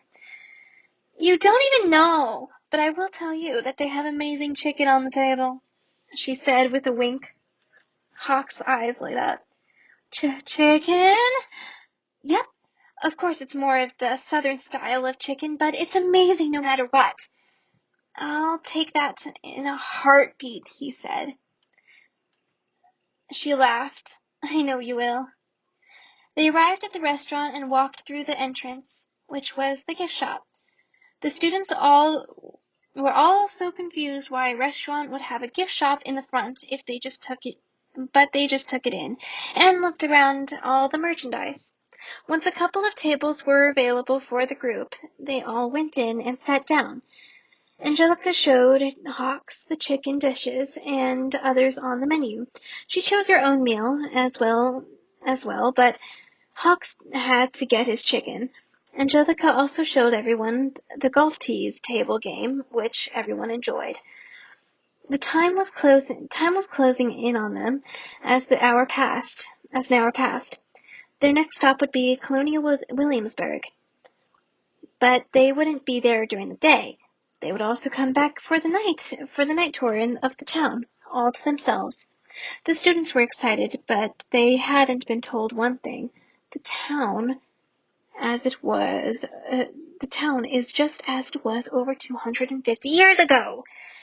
The buildings are where they once were, and the staff were in character, as if they were from that era. Angelica was filled with giddy as they drove, the students not knowing what was about to come their way. Then they arrived. Wait, this can't be it. This is like we traveled back in time. Where are all the buildings? Mina and Denki asked, confused. Angelica stood up and spoke loudly for everyone to hear her. We are here. This is Colonial Williamsburg. This historic town is what it looked like over 250 years ago. The staff who work here are all in character, impersonating people who used to live here. Their mannerisms are like that era and everything. If you ask them something, they will answer as if they were from that time.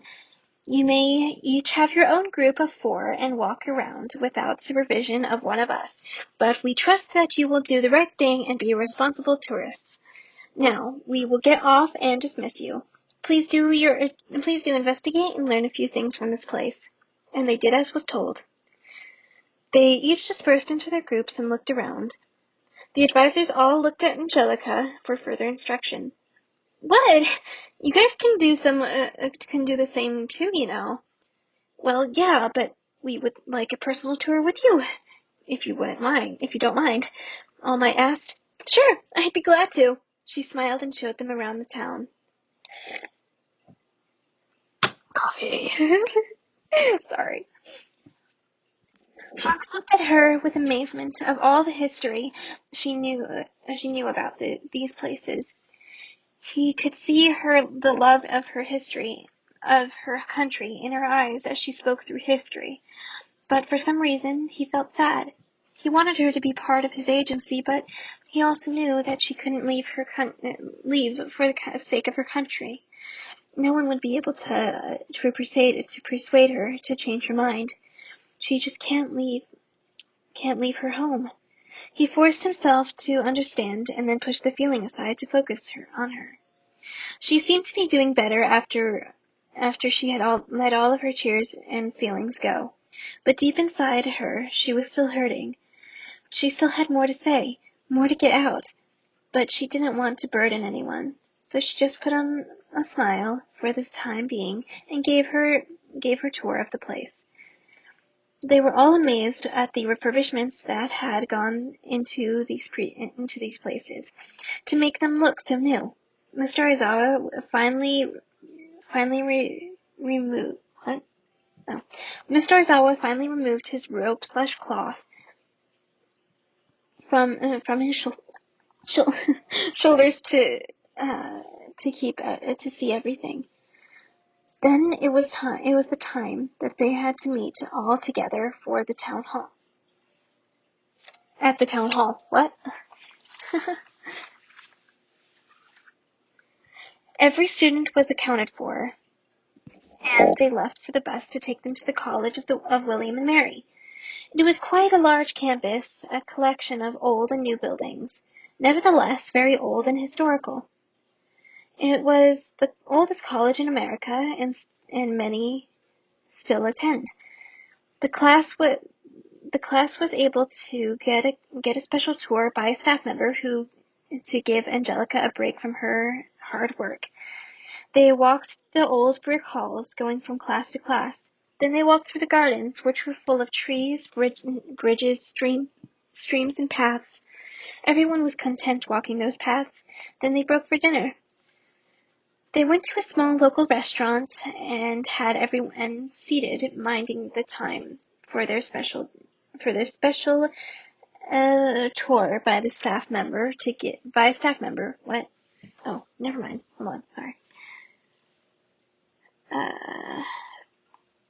And for the special event that came right after dinner, Angelica was as excited as Hawks was for their special night tour of Williamsburg. The students didn't even know that they were going after dinner. For all they knew, they were going straight to their new hotel. Hawks was filled with giddy for the reveal. Hopefully, the students will be up for extra walking and a later hour. Then an idea popped into his head, something he had to tell Angelica. But he decided to wait till later, while they were at Williamsburg. Yo, Hawks, you alright? Angelica said, waving a hand in front of his eyes to get his attention. Huh? Oh, yeah, I'm fine. I just spaced out, that's all. He replied, looking at her. Angelica blushed, noticing how cute his hair looked. Angelica blushed, noticing how cute his hair looked in his style, and turned her head. Okay. They finished their food and got onto the bus. As they started moving, Mr. Aizawa stood up to give his announcement. May I have your attention? We are not going to the hotel quite yet. All the students moaned. We are going back to Williamsburg for a special night tour for only our class. Then all the students erupted with joy. Please sit down! Aizawa's eyes were now red, with his hair floating above him. Everyone settled down. Thank you. We will be there in a few minutes. Angelica leaned over to All Might, who sat next to her. I remember when I did this with my school. My class acted the same way when they found out we were getting to the town all to ourselves. Brings back some good old memories. All Might smiled and nodded. They arrived a few minutes later and were met with a staff tour guide. She led them around the town, giving more history and fun facts, even some ghostly facts. It wasn't until they were passing an alleyway when Hawks grabbed Angelica, pushing her against a wall. His hand was pressed against the wall, creating a cage with his body. Angelica stood, scared out of her mind of the sudden act. What was that? Hawks put a hand over her mouth to keep her from being so loud. Sorry, I just needed to talk to you privately. I didn't mean to be so weird or scary, he said, taking his hand away. Okay, just... could you move back a little? Angelica said, turning bright red and heating up like a pot. Oh, right, I'm so sorry. He apologized, backing up a few feet. What did you want to tell me that was so important? Angelica said, crossing her arms. Oh, well, I had an idea for a place to walk around tonight after we check into the hotel. Okay. Where? Angelica said, easing up. Have you been to Dumbarton Oaks Park? Yeah, it's really pretty. We can go there. I just have to tell the guard there that we'll be walking around the park when we get there. Perfect. Then it's a date, he said, smirking with a smug smirk. Angelica flushed red. No, it's not a date, dummy. She punched him in the shoulder as they walked out. Fine, a friend date. That's better. Hawks put his arm around her, friendly, and they walked to catch up with the crew. When they finished the tour, they all got on the bus. Most of the students were tired out of their mind after the endless day of going from place to place.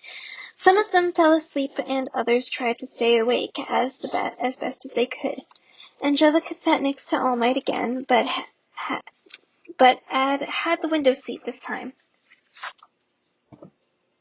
Sorry. But had the window seat this time. She also couldn't keep the slumber from taking over her and fell asleep on the window.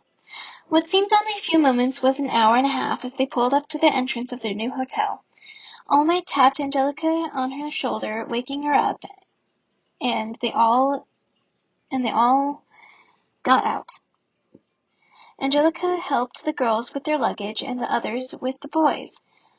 Once that was all done, Hawks waited with a cab for Angelica out in the entrance.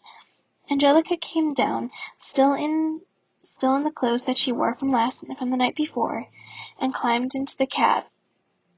Then they drove off to the park. Once they arrived, they paid and thanked the cab and got out to the entrance. Angelica ran up to the guard patrolling and told them about her plans. The guard gladly opened the gate and gave them 2 flashlights. They thanked him and continued into the darkness. It really is a bit creepy at night, isn't it? Angelica said as a chill goes down her spine. Nah, it's all right. But if you get scared, I'll be here to protect you, he said, slyly smiling. You sound childish, but I'll be fine. Besides, I can always shine my brilliance across the forest. Angelica then bursted with light, her white dress, wings, halo, and white hair appearing all at once. Huck stared in awe. before she had turned back to normal. Wow, I didn't know you could do that. She chuckles a little. It's just a little thing I can do. Anyways, the stairwell and fountain are just a little up there. Come on. Angelica then grabbed Hawks' hand and tugged him all the way to the stone stairway. Wow, this is beautiful, Hawks said in awe. I know, right? I do love this place. However, this is better during the day, and Hawks interrupted Angelica. Turn off your flashlight. What? But it's dark. Just do it. The moon will be our light when our eyes adjust. She did it as instructed, and it was dark and quiet. She shuddered at the silence which was screaming at her. Hawks noticed. He walked up to her and grabbed her hand to comfort her. She jumped at first, then eased up when she realized it was him. So you're the number 2 pro hero in America, and you are scared of the dark, he chuckled. No, I'm not necessarily scared of the dark. Moreover, I'm scared of silence, she said, getting goosebumps. Don't worry about it. I'll keep talking and you won't be scared, Halo, he said, smiling under the moonlight. You're still going to use that nickname, aren't you? She said, warming up to the darkness. Yep, it's never going away, he said as they walked. They were crossing the stone esplanade when the same dark figure from the theater whisked by. It seemed like they didn't know he was there, just walking all merrily across the darkness. So he made his move. He came up from behind, gaining speed, almost gliding across the ground. He was about to strike Angelica to take her with him when a red wing popped in his way. He crashed into the wing, making the unknowing Angelica jump and scream. Hawks turned with his wings still extended. He glared at the man on the ground who wore clown makeup on his face. Angelica turned around and gasped, The jokester! What are you doing here? Angelica said, still shocked at the sight. I'm here to retrieve you, Angel, he said, standing up again with a crazed look in his face. This made her shudder. Not going to let that happen. Hawks stood in between Angelica and the villain. I know you won't, and frankly, I don't stand a chance against you two. My opening retrieve you is now over. I will take my leave, the jokester said poetically before he jumped into the air, flying away with his mechanical wings. Who was that? Hawks said, turning to Angelica, who was dazed. He clapped his hands in front of her face to snap her out of her trance. Who was that? It was the jokester. One of the most wanted criminals in America. He has no quirk, but he has an incredible IQ level.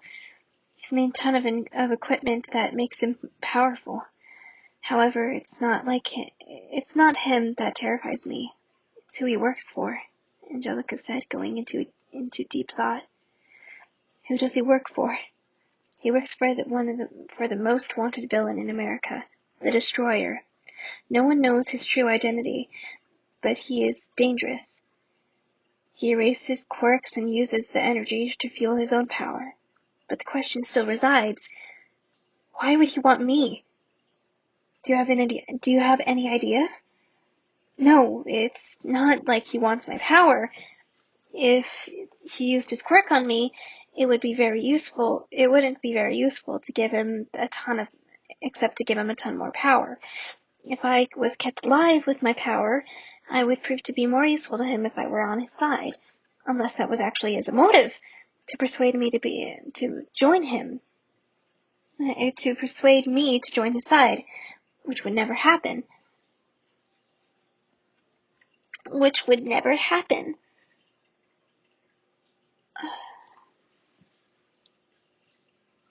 Oh wait, where am I? Sorry, I lost my...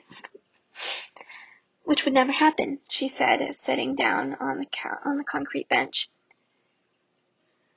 That's good, at least, but I'm not bringing you back home. Oh, wait, sorry. Okay, I'm going back to a couple sentences. To persuade me to join his side, which would never happen. I'll at least give him the effort to try, but that would never happen, she said, sitting down on the concrete bench. That's good at least, but I'm not bringing you back home. Angelica looked at him, confused. They could get you while you sleep. You are coming back to the hotel with me. We'll do as we did last night. You'll take my bed and I'll sleep on the couch. Well, if we're going to do that, I do need to drop by my house to get out of these clothes, take a shower, grab a change of clothes for tomorrow. Then we can go to the hotel. I understand your concern, so I'm willing to do what you suggest. Thank you. Hawk smiled and erupted with laughter. What? No, it's just that you were so scared. You didn't even see the jokester coming. Aren't you supposed to be alert because of your role as number 2? He asked, wiping tears from his eyes. Well, yeah, but I didn't have my quirk activated. If I don't have my quirk activated, I'm almost like a human being in the world. Oh, sorry.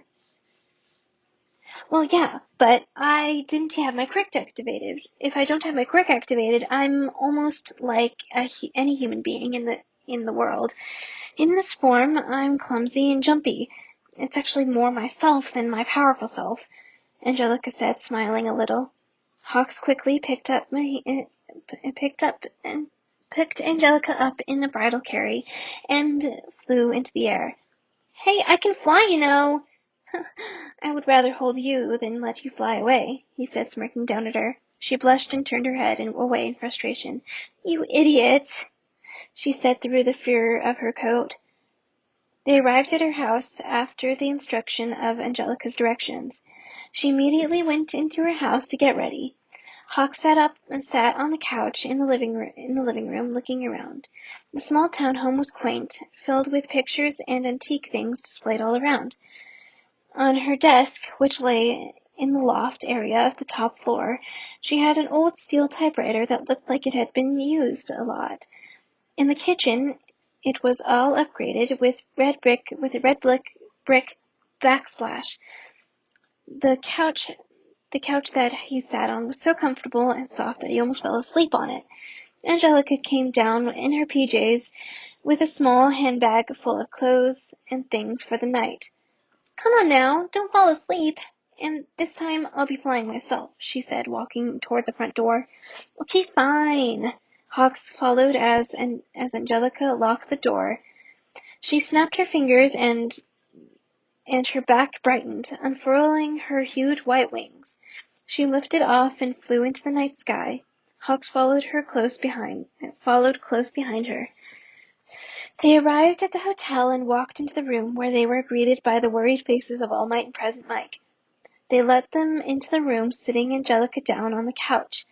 We got a text from Hawks explaining what had happened. Are you okay? Did he snag you at all? I'm fine. He didn't do anything or even touch me, thanks to Hawks. But I fear that he has something up his sleeve. I would suggest that we all keep a careful eye for anything suspicious tomorrow. We have a big day tomorrow. All right. It's getting late, Halo. Let's get you in your room, and you need to rest, Huck said, showing her to her room.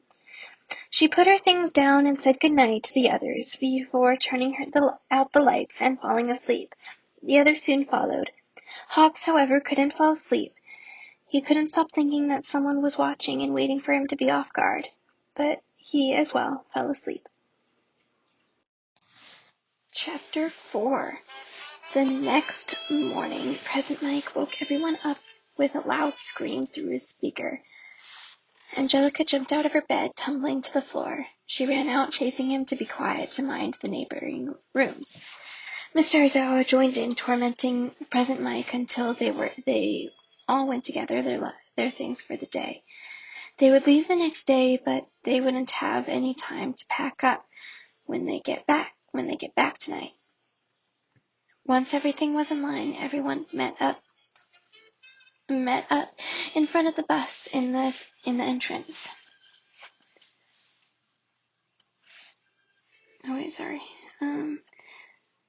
Once everything was in line, everyone met up in front of the bus in the entrance of the hotel. They got on and started rolling. Mr. Ozawa made an announcement explaining how the day will look, and announcing that this was their last day here. They were going to Jamestown. To the Jamestown settlement, then to the New York Victory Circle Center. Victory Circle is the thing from Hume Lake. Whenever I say Victory something, it's like, wait, it's Victory Center, not Victory Circle. Victory Circle's Hume Lake. I don't know.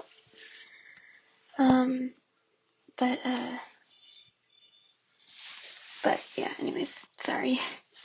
The Yorktown Victory Center. Continuing on. Then they would go to Williamsburg once more, then have lunch before traveling to the White House for a tour and a meet and greet with the president. After that, they would have a dinner picnic on the White House lawn, and they set on their way. Angelica was back on her tour guiding role again, and showed the class around the settlement. She explained who the settlers were, and the story of John Smith and Pocahontas, and more. The students felt like they were actually living in history with all the staff members and character, and the stories revolving around the town. But they had to quickly move on to stay on track.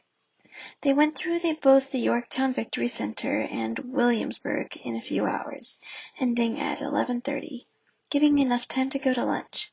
They went to a local restaurant and they ate on the bus as they rode to the White House. They arrived at being greeted by a Secret Service agent who led them to the place where they took their panoramic picture for the school. They followed the agent into the White House until they met with a historian who continued the tour for them. They went through many rooms and showed many paintings, giving history of the presidents before them. Then they entered the Oval Office. Is that how I say it? Oval? I think it's the Oval Office. I don't know.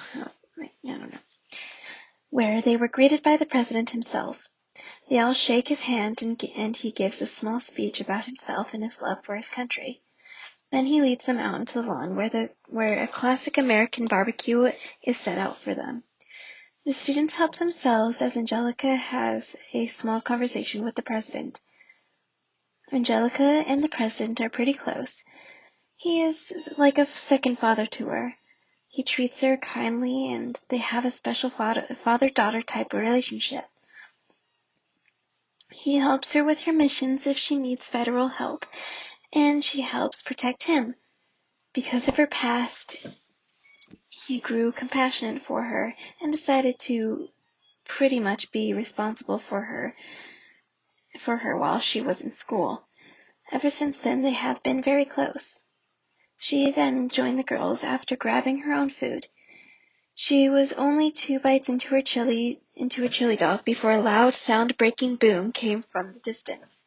She jumped up, revealing her powerful form. The other students took that as an alarm and stood up, ready for what would come their way. Hawks ran over to Angel, prepared to protect her against what may come. Suddenly from behind, the jokester came up with the baseball bat in hand, off the radar of anyone, swinging and plowing Angel in the back, hard. She went tumbling forward and landing motionless for a couple of moments before slowly getting up again. Hawks was surprised at the attack, then whipped around with his feather blades in hand, swinging at the villain who was laughing hysterically. He dodged the attacks and disappeared in the brush. Hawks turned back to Angel, who was being helped by Deku and Todoroki. Sorry, moving stuff around. She was covered in dirt and grass, but she was bleeding from her nose and back. "Are you okay?" Hawks asked as he ran over to her. "Yeah, but we have to keep our guard up." The battle isn't over yet. The destroyer is here, she said, getting up from the bench and unfurled her wings, which were a little distorted from the attack. A man in golden armor and cape appeared in the sky, the jokester right beside him, floating by his handmade thrusters on his shoes. It's the destroyer. Evacuate the area and get everyone to safety. Everyone else stay with me and watch your back. He can erase your quirk, so keep an eye on that, Angel ordered, and they obeyed. She looked back into the sky and saw the jokester giving the destroyer a gun-looking gadget. Sire, this is the gadget. It will immobilize anyone, even the fastest, who think they can dodge it, the jokester said with a sinister cackle. The destroyer took the gun and fit it comfortably in his hand.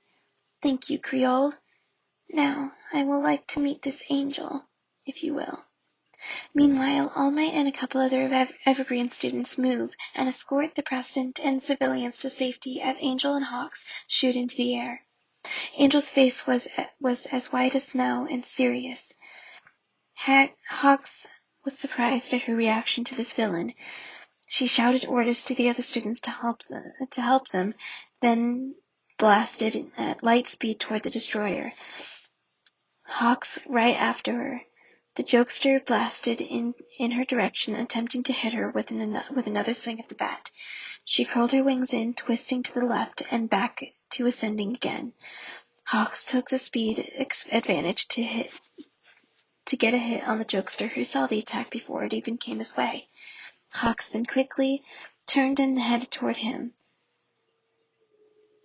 Angel kept speeding toward the destroyer, beginning to see his face clearly. He was smiling with a curious smile that would make a chill go down your spine.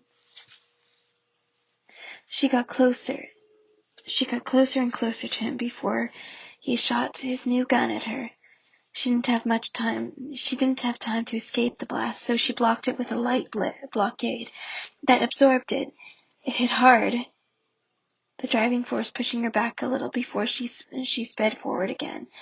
Hawks still was battling the jokester when he heard the clash of blades. He looked up for a moment to see the flashes of light coming from Angel's blade as she struck the destroyer's blade. She kept hitting his blade with such rage, such passion. Something had hit her hard when she first saw him in the sky. She was suddenly full of bitterness and went straight for him. Her anger kept her going. A few blasts from the gun had slipped past Angel's shield and hit Momo, Denki, and Mina. They did not die, but their quirks were erased and injured. They were brought off the battlefield and into the first aid tent in the White House bunker. Angel was still in the air, engaging blows with the destroyer. Hawks had used a lot of his feathers to diverge the attacks and to save standby civilians. Mr. Aizawa and President Mike tried to help Hawks with the destroyer, but more villains joined in to fight them. Angel took every blow, even though her barrier was weakening. She didn't stop and didn't relent from the burning animosity in her heart. Hawks threw a final blow to the jokester before he hit him back, sending Hawks flying to the roof of the White House. He landed with a cough of blood, sitting up to regain his strength. His wings were almost stubs, and his goggles were broken, but he still got up and looked over to Angel, who was flying face to face with the destroyer. Hawks looked onto them, agitated, feeling like he was useless in this fight. He had the speed and the quick sight, but he was not strong in hand-to-hand combat. If only he could help a little bit more, a little bit longer. You must stop, Destroyer. People are hurt and injured because of your actions. You've hurt so many people, and you've taken an important thing in their lives. Release this and surrender, Angel said, huffing out of exhaustion. And why would I do that? I have almost everything that I've ever wanted, And the last thing that it will complete that is you, Angelica. He took off his mask, revealing the face of Angelica's father. Angelica shuddered in shock and fear. Father? Yes, Angelica, I'm your father. He laughed, a terrible laugh, making the air waver in fear. Back and forth. Wait, never mind. Wait. He laughed a terrible laugh, making the air waver in fear. No, no, no! She screamed in horror. She clasped her head with her hands, shaking it back and forth. Hawk stared at the scene, wanting to do something to help her. Come, daughter, be with me. We can share this glory. We can have the world to ourselves. We can rule it together. Come with me, he said tenderly, with his hand extended to her. She just looked at him, and with a blank face, then tightened it up. Why would I ever join you, father? Why do I dare even call you by that name? You have tortured me my whole life. You beat me, scorned me, and verbally abused me. And yet you come to me to join you? No, I will not come to you. I will not join your evil ambitions. She screamed at him, tears of anger streaming down her face. Then I have no choice but to do this, the destroyer said solemnly, grabbing a pistol from his holster. Angelica jolted back in shock, but could not move. He pointed the gun at her, clicking the hammer back and tightening his grip. Angelica, no! Hawk screamed out of horror. Angelica came out of her shock, but it was already too late. Her father had fired the gun, splitting through her left shoulder and out to her back. Blood spattered into the sky as she stumbled down through the air. She quickly recovered from the painful shock and flew up again, grabbing her golden sword from her back. She thrusted the blade into her father's stomach and drove him up into the sky, climbing altitude. She focused the rest of her power she had within her to her sword. The sword began to glow white as they continued to ascend. Once they were a good distance away from the ground, she blasted the light and created a supernova explosion of light, disintegrating her father. Through the light and power flowing out of the explosion, Angelica spoke softly with the last bit of energy she had. I'm sorry, Father, but I had no choice. I did love you. I just couldn't have you continue. The light dissipates, and the glow of people's quirks fly back to their owners who had lost them. Back down on the battlefield, everyone goes silent, looking up at the sight. God. Sorry.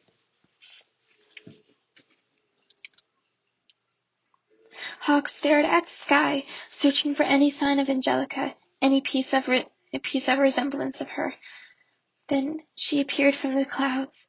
She was unconscious and plummeting to the ground fast. Her wings were dwindling into sparkles of light, and her halo was nowhere to be seen. She kept falling, falling, falling. Hawks leapt from his perch and glided to catch her. As she met his gliding path, he caught her in his arms, but they were both falling. Hawks didn't have enough feathers to catch them into the air, so he braced for impact on the ground. They crashed, and the others gathered around them to check if they were okay. Hawk sat up and adjusted Angelica onto his lap. She was bleeding badly out of her left shoulder. Her pulse was slowing down significantly. Hawks came over with emotion, beginning to weep over his injured friend. Angelica! Angelica! Wake up! Wake up! Don't leave us! Don't leave me! I beg of you! Don't go! Don't go! Please! His voice wavered into lament. Angela could hear him mourning. She began to rouse softly, silently, and weak. She brought her bloodied hand to his cheek, making Hawk stop and look down at her through his tear-filled eyes. She moved her lips slowly, trying to form words until her voice came through from her throat. I love you, Peter, she managed, and then with the last sliver of strength that remained in her weakened body, she lifted herself and kissed him. Hawks was surprised by the sudden kiss, but accepted it. She released and laid slowly back onto his lap. He looked at her with sadness and compassion. I love you too. But she had already fallen unconscious again. An ambulance drove up and paramedics came out to her to aid her. She was put into an ambulance once she was all hooked up and being operated on. Hawks at this point had regained enough of his feathers to fly alongside the ambulance to the nearest hospital. Once they arrive in the emergency entrance, he helps the paramedics with the gurney into the room where Angel would be treated. The doctor who came to the room told Hawks to wait in the waiting room because they were going to have to do a surgery to fully heal her. Hawks hesitated, but then shuffled his feet to the waiting room, where he sat in a chair, thinking of the worst. Don't think about that, Hawks. She's going to be all right. These are some of the best doctors in the country, right? That's what the paramedics said before we left for the hospital, at least. Hopefully that is actually true and not just something that they just said to give me some comfort of mind. Hawks thought to himself before he noticed a little girl petting his wings, which were growing back faster now. The mother of the girl caught her touching a stranger's wings and called her over, but before the girl turned to leave, Hawks reassured the mother that it was all right if her daughter did that, and it was getting his mind off of what may happen to his beloved friend whom he actually loved. So he continued to play with the little girl until a couple more kids joined in with her. Hawks told them stories of his hero work and the battles he had to face. He told of the funny stories where he acted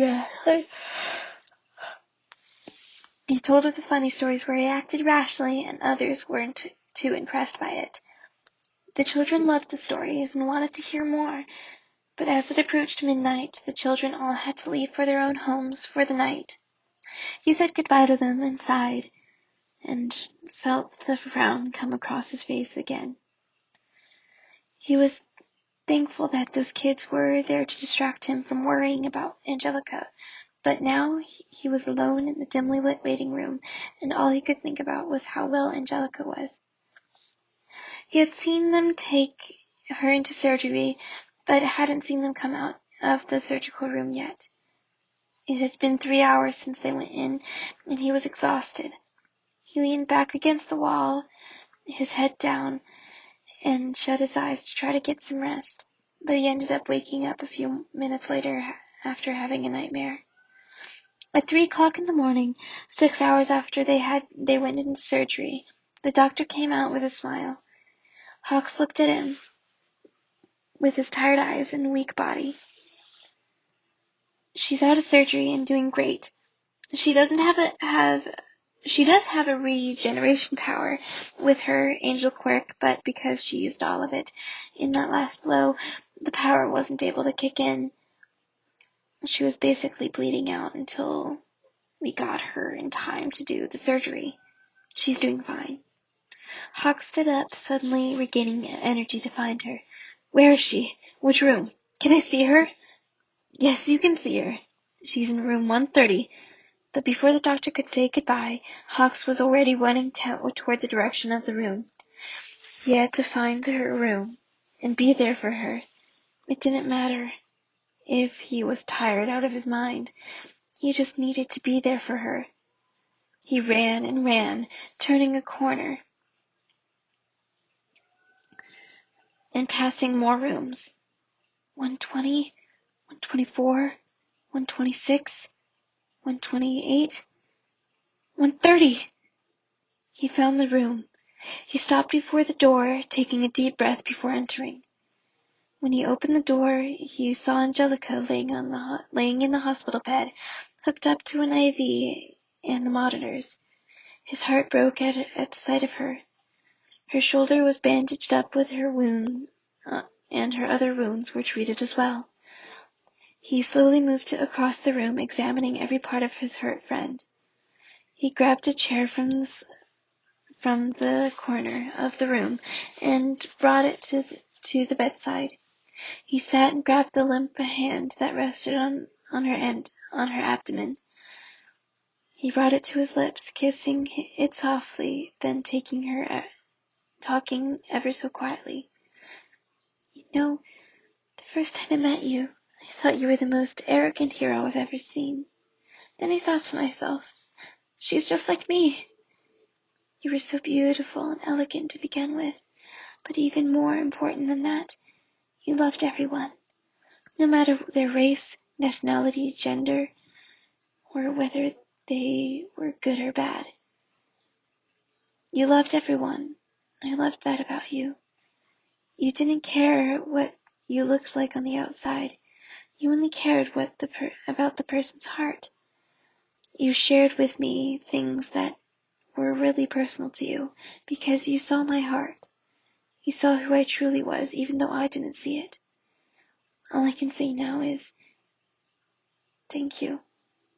You have brought out the true me out of the desolate hero system from Japan.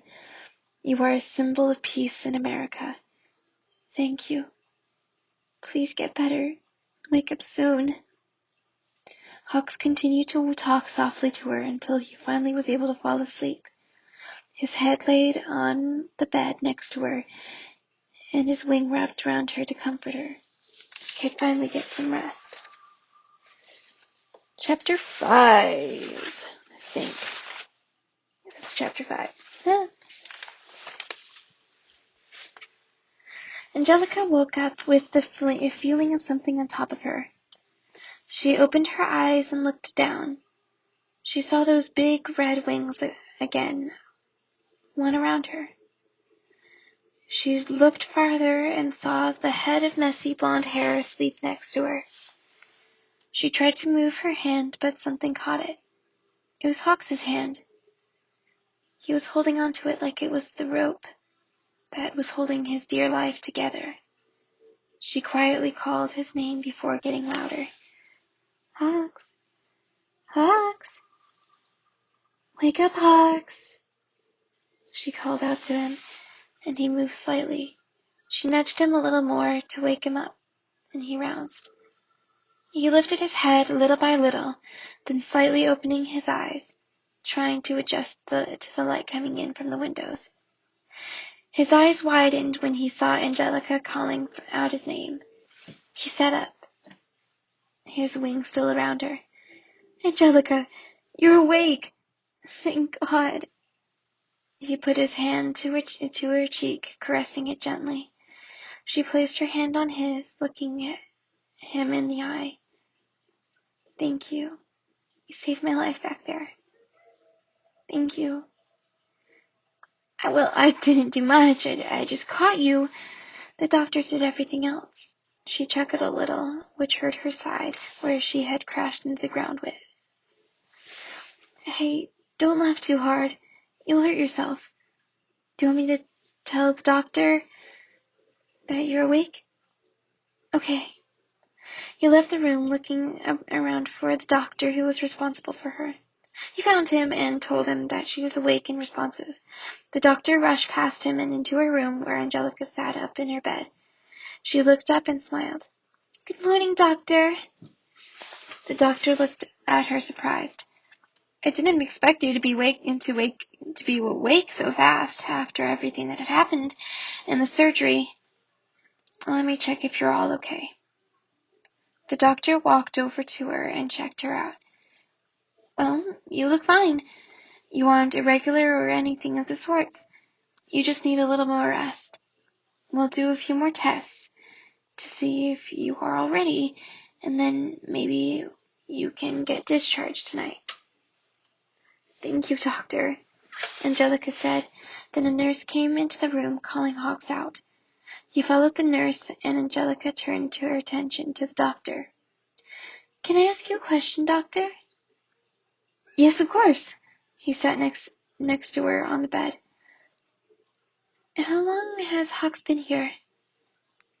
"Oh, he has never left your side. He's been here since you arrived yesterday." "Really?" "Mm-hmm. He's a special one. Don't lose him," the doctor advised, getting up and leaving the room. "I won't," Angelica said to herself, blushing. Then Hawks came back into the room. "Sorry about that. She just needed to tell me a few things on the test and that they'll do on you.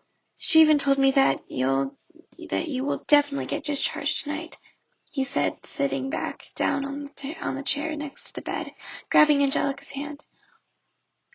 "That's great, but there's one thing that you never told me. You never told me that you would stay here the whole time. You didn't even go back to the hotel or anything." "No, I wanted to stay with you. I wanted to see if you were all right.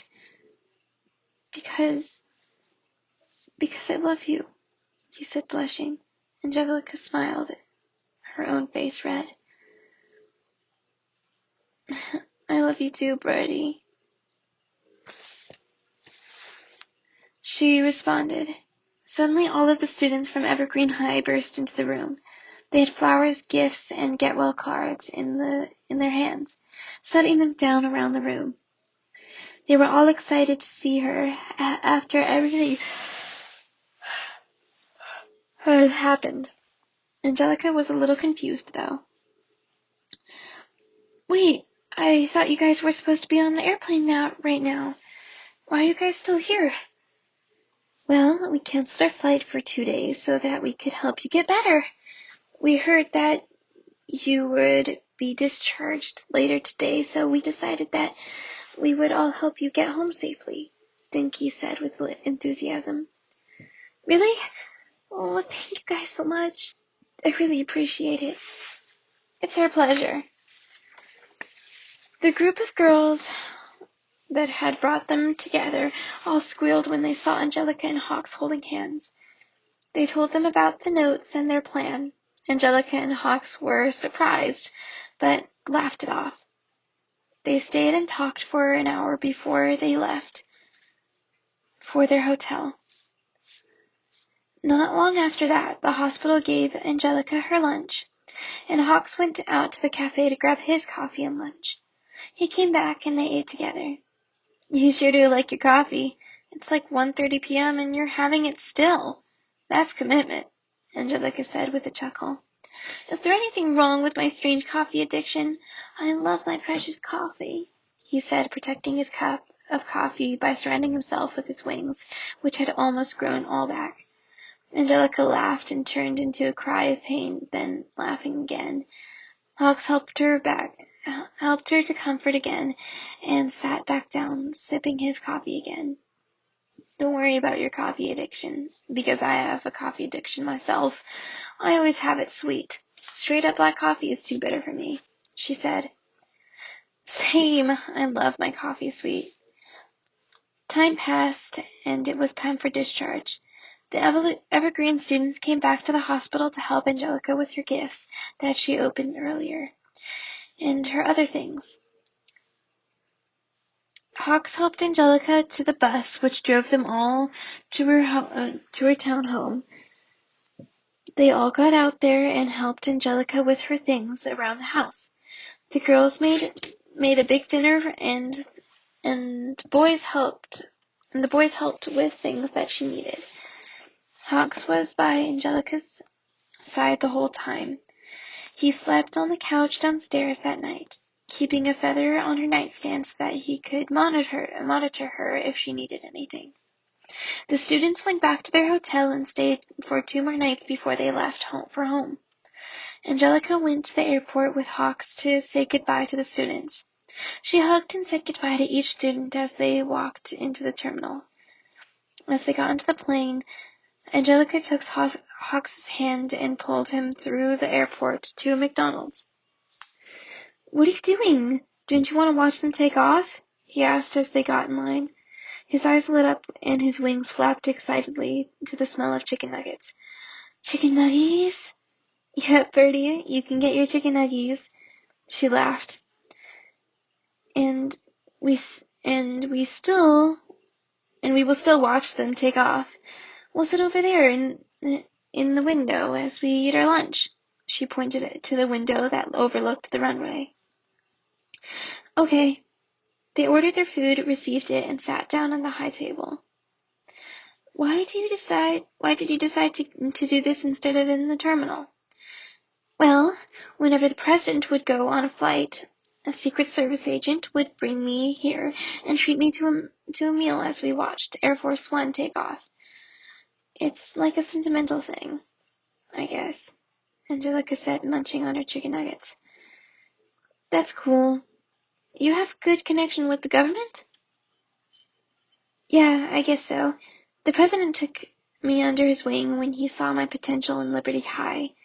He heard my story and almost adopted me, but he didn't for my request. I didn't want to be publicized like that. He respected that, but he was a little sad that I didn't want to be his daughter. I mean, it would have been nice, but I wasn't ready for anything like that at the time. But he did take care of me a lot, and so did his assistants and Secret Service agents. We were like one big family." "That's nice. I had that a little with the family that took care of me while my biological father was in prison. They took care of me, but they wanted me to become a hero. They brought me into this rigorous program to train me to become a hero. It was hard and tiring, but the outcome was for the better. At least I turned out to be a hero and not a criminal like my father." Angelica put her hand on his shoulder for comfort. "You're a hero, and a good one for that matter. Don't let your past bring you down. Let what you do in the future bring out the real you. I believe in you." "Thanks." They looked at each other for a few moments before Angelica spotted the plane that the students were on. "Look, there they are. Watch them." Angelica points to the plane as it pulls out of the terminal and out onto the strip. It rolls out onto the runway, where it stops and waits before firing the engines and blasting off the runway into the sky over the McDonald's. "Isn't that cool?" "Yeah." They finish their food and exit the restaurant before Hawk sweeps Angelica up in his arms and pushes off into the sky. They fly to Angelica's house, where Hawks continues to take care of her for a week until she has an almost complete recovery. Eventually, Hawks had to leave for home because of his agency and career calling. Back at the airport again, Angelica sees Hawks off to his terminal. They hug each other goodbye, and he walks through the gate. As Angelica turns to leave, Hawks rushes up from behind and turns her to face him, and he kisses her goodbye. Angelica jumped in surprise, but kissed him on the cheek. They say their final goodbyes and leave. As always, Angelica went to the McDonald's and watched his plane take off. She felt a sad drape come over her as she felt the lonely feeling come on. She didn't want him to leave after all he had done for her, and her feeling that he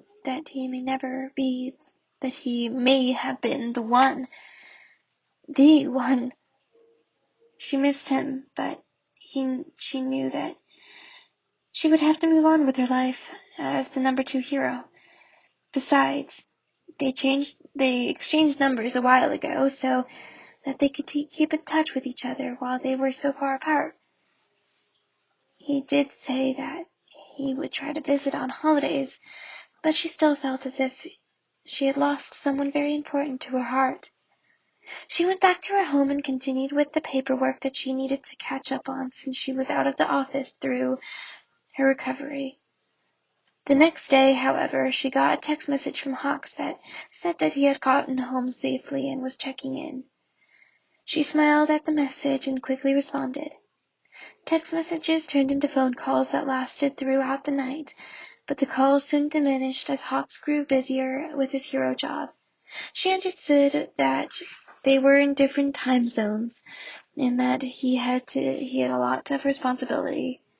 She knew, but wished she could have more time than an hour of a late-night discussion after a tiring day on the field. She knew she couldn't help it from happening, but she wished she could see him again. But soon the calls ended as they both became busier. Angelica had almost forgotten her hope of seeing Hawks again, but she still remembered him in her heart. Epilogue.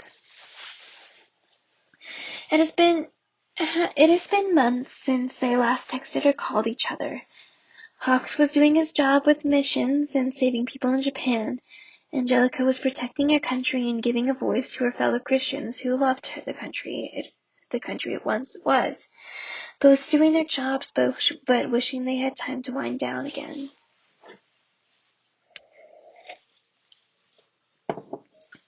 Angelica was off for the weekend to unwind and give herself some self-care.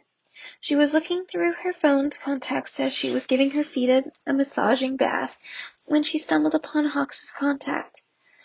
She clicked on the messaging conversation and read through all of their conversations through texting from the very beginning. She sighed as she reached the end and contemplated reaching out to him again. She decided not to bother him because it was around the holidays. There were probably a lot of problems with people getting into danger. That usually happens anyways around the holidays. She put her phone down and dried off her feet. She cleaned everything up, went upstairs, and changed into her Christmas PJs. Then she heard the doorbell ring. She grabbed a robe, wrapping herself in it, and ran downstairs to grab the door. She swung the door open, not looking through the peephole. Who she saw standing before her in the doorway made her stumble backward. "Hello, Halo," Hawks said, walking in the house a step. He wore black jeans with a black jockey jacket and a gray sweatshirt underneath, covered in snow. Angelica stood before him, frozen in shock. Then she regained her sanity and jumped into his arms, hugging him tight. "I thought I would never see you again," she exclaimed as she was put down. "I thought so too, until I made the decision," he said, shutting the door to stop the cool air and snow from getting in. "What decision?" Angelica asked, sitting down on the couch, patting a spot for Hawks to sit down. "The decision to move out here." Angelica was shocked. Move out here? Why?" "Because I want to be here with you, and I love this country. After that trip that I took with Evergreen High, I fell in love with the history and beauty of this country. I love its origins and what the foundation really meant. Ever since I left to go back home, I've never been able to get it out of my head. And you were the one that brought life back into me. Before, my personal mission was to get Japan to a place where heroes have time to kill. But now it's not about that anymore. It's about getting the world to a better place and bringing peace to the citizens. And that leads me to another important part that I think you would be ecstatic about." Hawks paused for effect, as Angelica sat on the edge of her seat, wondering what the point would be. "I've become a Christian!" Angelica squealed with joy and hugged him with all her might. "You did? Oh, I'm so happy for you." "Thank you. You were the one who opened my eyes to all of this, to bring my sight to what really counts and what really matters. It wasn't really me. God was just using me to lead you to the cross and lay your burdens down there." But I'm so glad that you're here. But what about your agency? I'm moving headquarters out here. I talked to the Heroes Commission about the whole thing, and they agreed that it would be good for someone to be out here in America. However, there is still a branch in Japan that I can keep my roots, so that I can keep my roots there. That's great. What about Tokoyami, your intern?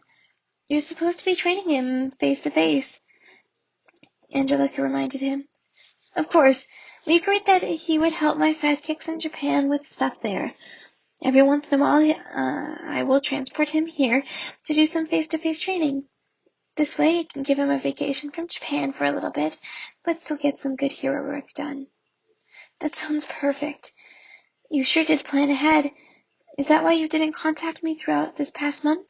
She asked. Yes, I wanted this to be a surprise and mysterious. Just like you did. You like it. Just like you like it, right? You love mysteries. Angelica laughed in recollection to his memory. Yes, I do. And this was definitely a surprise. A good surprise, though. I love it. But where are you going to live? You can't live in a hotel. I've gotten that taken care of, too. I bought a townhome here in this hero neighborhood. Just down the street a little. On Fairbrook Street. My moving truck just got here. Wait, how long have you actually been here? Oh, I just got here today. Literally just came from the airport. I had bought the townhome 2 weeks ago, and everything is now moving in there. Oh, well, let me help you move in. Angelica began to get up from the couch before Hawk stopped her with his wing. No, I have movers doing that for me, or at least the big furniture pieces. I just want to talk to you and get caught up, he said with his cheerful smile. Okay. They talked and talked. Angelica at one point burst from her spot on the couch and jumped into his arms, hugging him again. This time tears of joy were streaming down her face. You are the best Christmas gift I could ever ask for. Hawks hugged her back, and they continued to talk. Later, during the week, Angelica helped Hawks move into his new townhome. She helped him with finding an office for his agency and registering it into the American Hero system. Once things were in line, the announcement ceremony came for Hawks to be introduced as the number 3 on the hero chart. Angelica didn't like that ring, so she asked the officials if they could both be ranked number 2, because he was already number 2 in Japan. They agreed to those conditions, and the two of them were labeled number 2 heroes. Not long after that, Hawks asked if Angelica would officially be his girlfriend, and she immediately said yes. They began their life as the hero couple, getting some press talk as they would be seen in public, but they didn't really mind it. A year passed, and Angelica created her own agency. It bloomed from then on, bringing in good business and saving people. 2 years after that, after they had become a couple, Hawks bought a diamond ring and proposed to Angelica at the Washington Monument, where they had first really met. She, of course, said yes. Life continued, and a year passed. They married at the Whitmore House in Washington, D.C., where all the Evergreen students from Class 1A, Hawks and Angelica's family and friends attended. They had a huge party and celebrated. After they were wed, they decided to merge the Angel Agency with the Hawks Agency to create the Flying Wings Agency. And only 3 years after that event, Angelica gave birth to her firstborn child, a baby girl. She had Angelica's eyes and Hawks's wings, and both had their features in her face. They named her Edelweiss, after the flower that Angelica had told about from her ancestors in Europe. They moved to a bigger home in the rural area of Pennsylvania, and had one more child, a boy. They named him Arios, which means eagle in Greek. They lived as a happy family, fighting off villains and beginning to change the heart of America to remind them of the founding fathers. They never looked back and trusted in the Lord through it all. Because it's almost Christmas, which this was written almost Christmas, but this is read later. But because it is almost Christmas, the Becker family would like to say a little something to you all. Merry Christmas and Happy New Year! The end. Yes, that is the end, my dudes. Oh my gosh, I'm looking at the time. 2 hours and 45 minutes for this full entire freaking 30-page long, wow, short story. And I wrote that in 2 weeks, which is actually a record for me. I can't believe I actually did that. This is such a long recording, and I can't believe that I was able to do this. And yeah, this is definitely one of my best short stories. Well, stories in all that I've written. I mean, LU is my novel that I'm writing, but man, it's when I write my short stories, I really like them because when I create my short stories, I don't like to leave anything out. So when I put them together, I'm just bam, and it comes to me, and I know exactly what I'm going to do with it. So yeah, that this was really fun to write, and I really enjoyed writing it and how it ended and everything. The reason why I wanted to put this together was because I wanted to have My Hero Academia to sort of have a merge with America, and because of the times that we went through in 2020 and everything with America, I wanted to be able to write something that resembled what we went through and how I felt about it. So that's where myself comes through. Angelica, when Angelica talked about how she felt about America and how she was heartbroken about it. And that's basically me speaking through her, in a sense. So, yeah, I'm a very patriotic person, so putting this together was really cool to have a patriotic short story. But yeah, I really enjoyed this, and I hope that you guys enjoyed it too. So, yeah. Anyways, thanks for listening, and it is 3:34 in the morning on New Year's Day, as I'm finishing this up. So, yeah, I hope you guys enjoyed it, and yeah, bye. Hey guys, so this is actually outro number 2 for this. The reason why I wanted to do this second outro is because I have a couple of announcements to make that I wasn't able to put in the first outro. So, first announcement that I would like to point out is actually most of these pictures I do not own. Most of them are by Kate Art. I love her stuff. She does amazing. I wish I could draw like her. The Washington, D.C. pictures are not mine. I found them online. I don't even know who did them, but whoever is the photographer for them, I applaud you. You do really good on photography.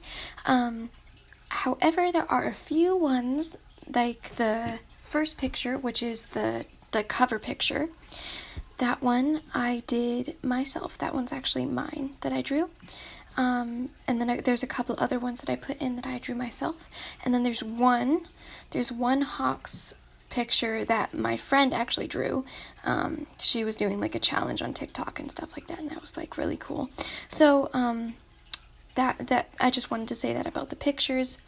Second off, the last announcement that I would like to say is that I have a Wattpad account. So if you would like to go there, I actually have 2 stories up there so far.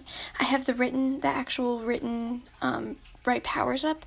I only have the first 2 chapters up, however, so I'm gonna try to get the rest of them up in the near future. So if you would like to check that out and actually follow along with this and stuff like that, I would so appreciate that, and to go and like comment and stuff like that, and sort of tell me what you think and stuff like that. Yeah, you guys can go over there and check that out. And then I also have the second story that I have up there is actually My Hero Academia one-shots. Disneyland, actually, My Hero Academia Disneyland one-shots. Why? Because we love Disneyland here, and we love My Hero Academia, so yeah. But however, the only one-shots that I have up are actually Hawks related, so if you're interested in that, you can go ahead and do that. I actually have a couple views on that, and it seems like more people like my Disneyland one-shots than my Bright Powers, but that's probably because not many people have seen my Bright Powers yet. So if you guys would like to check that out, go ahead. I would really appreciate that. And I think that's it for my last announcements. So I really appreciate you guys listening to this, and I hope you really liked it. If you do, go comment below. If you didn't, that's okay. Just be nice if you're a nice person. And yeah, but I really do appreciate you guys like listening to this. So yeah, anyways, that's it from me, and bye y'all.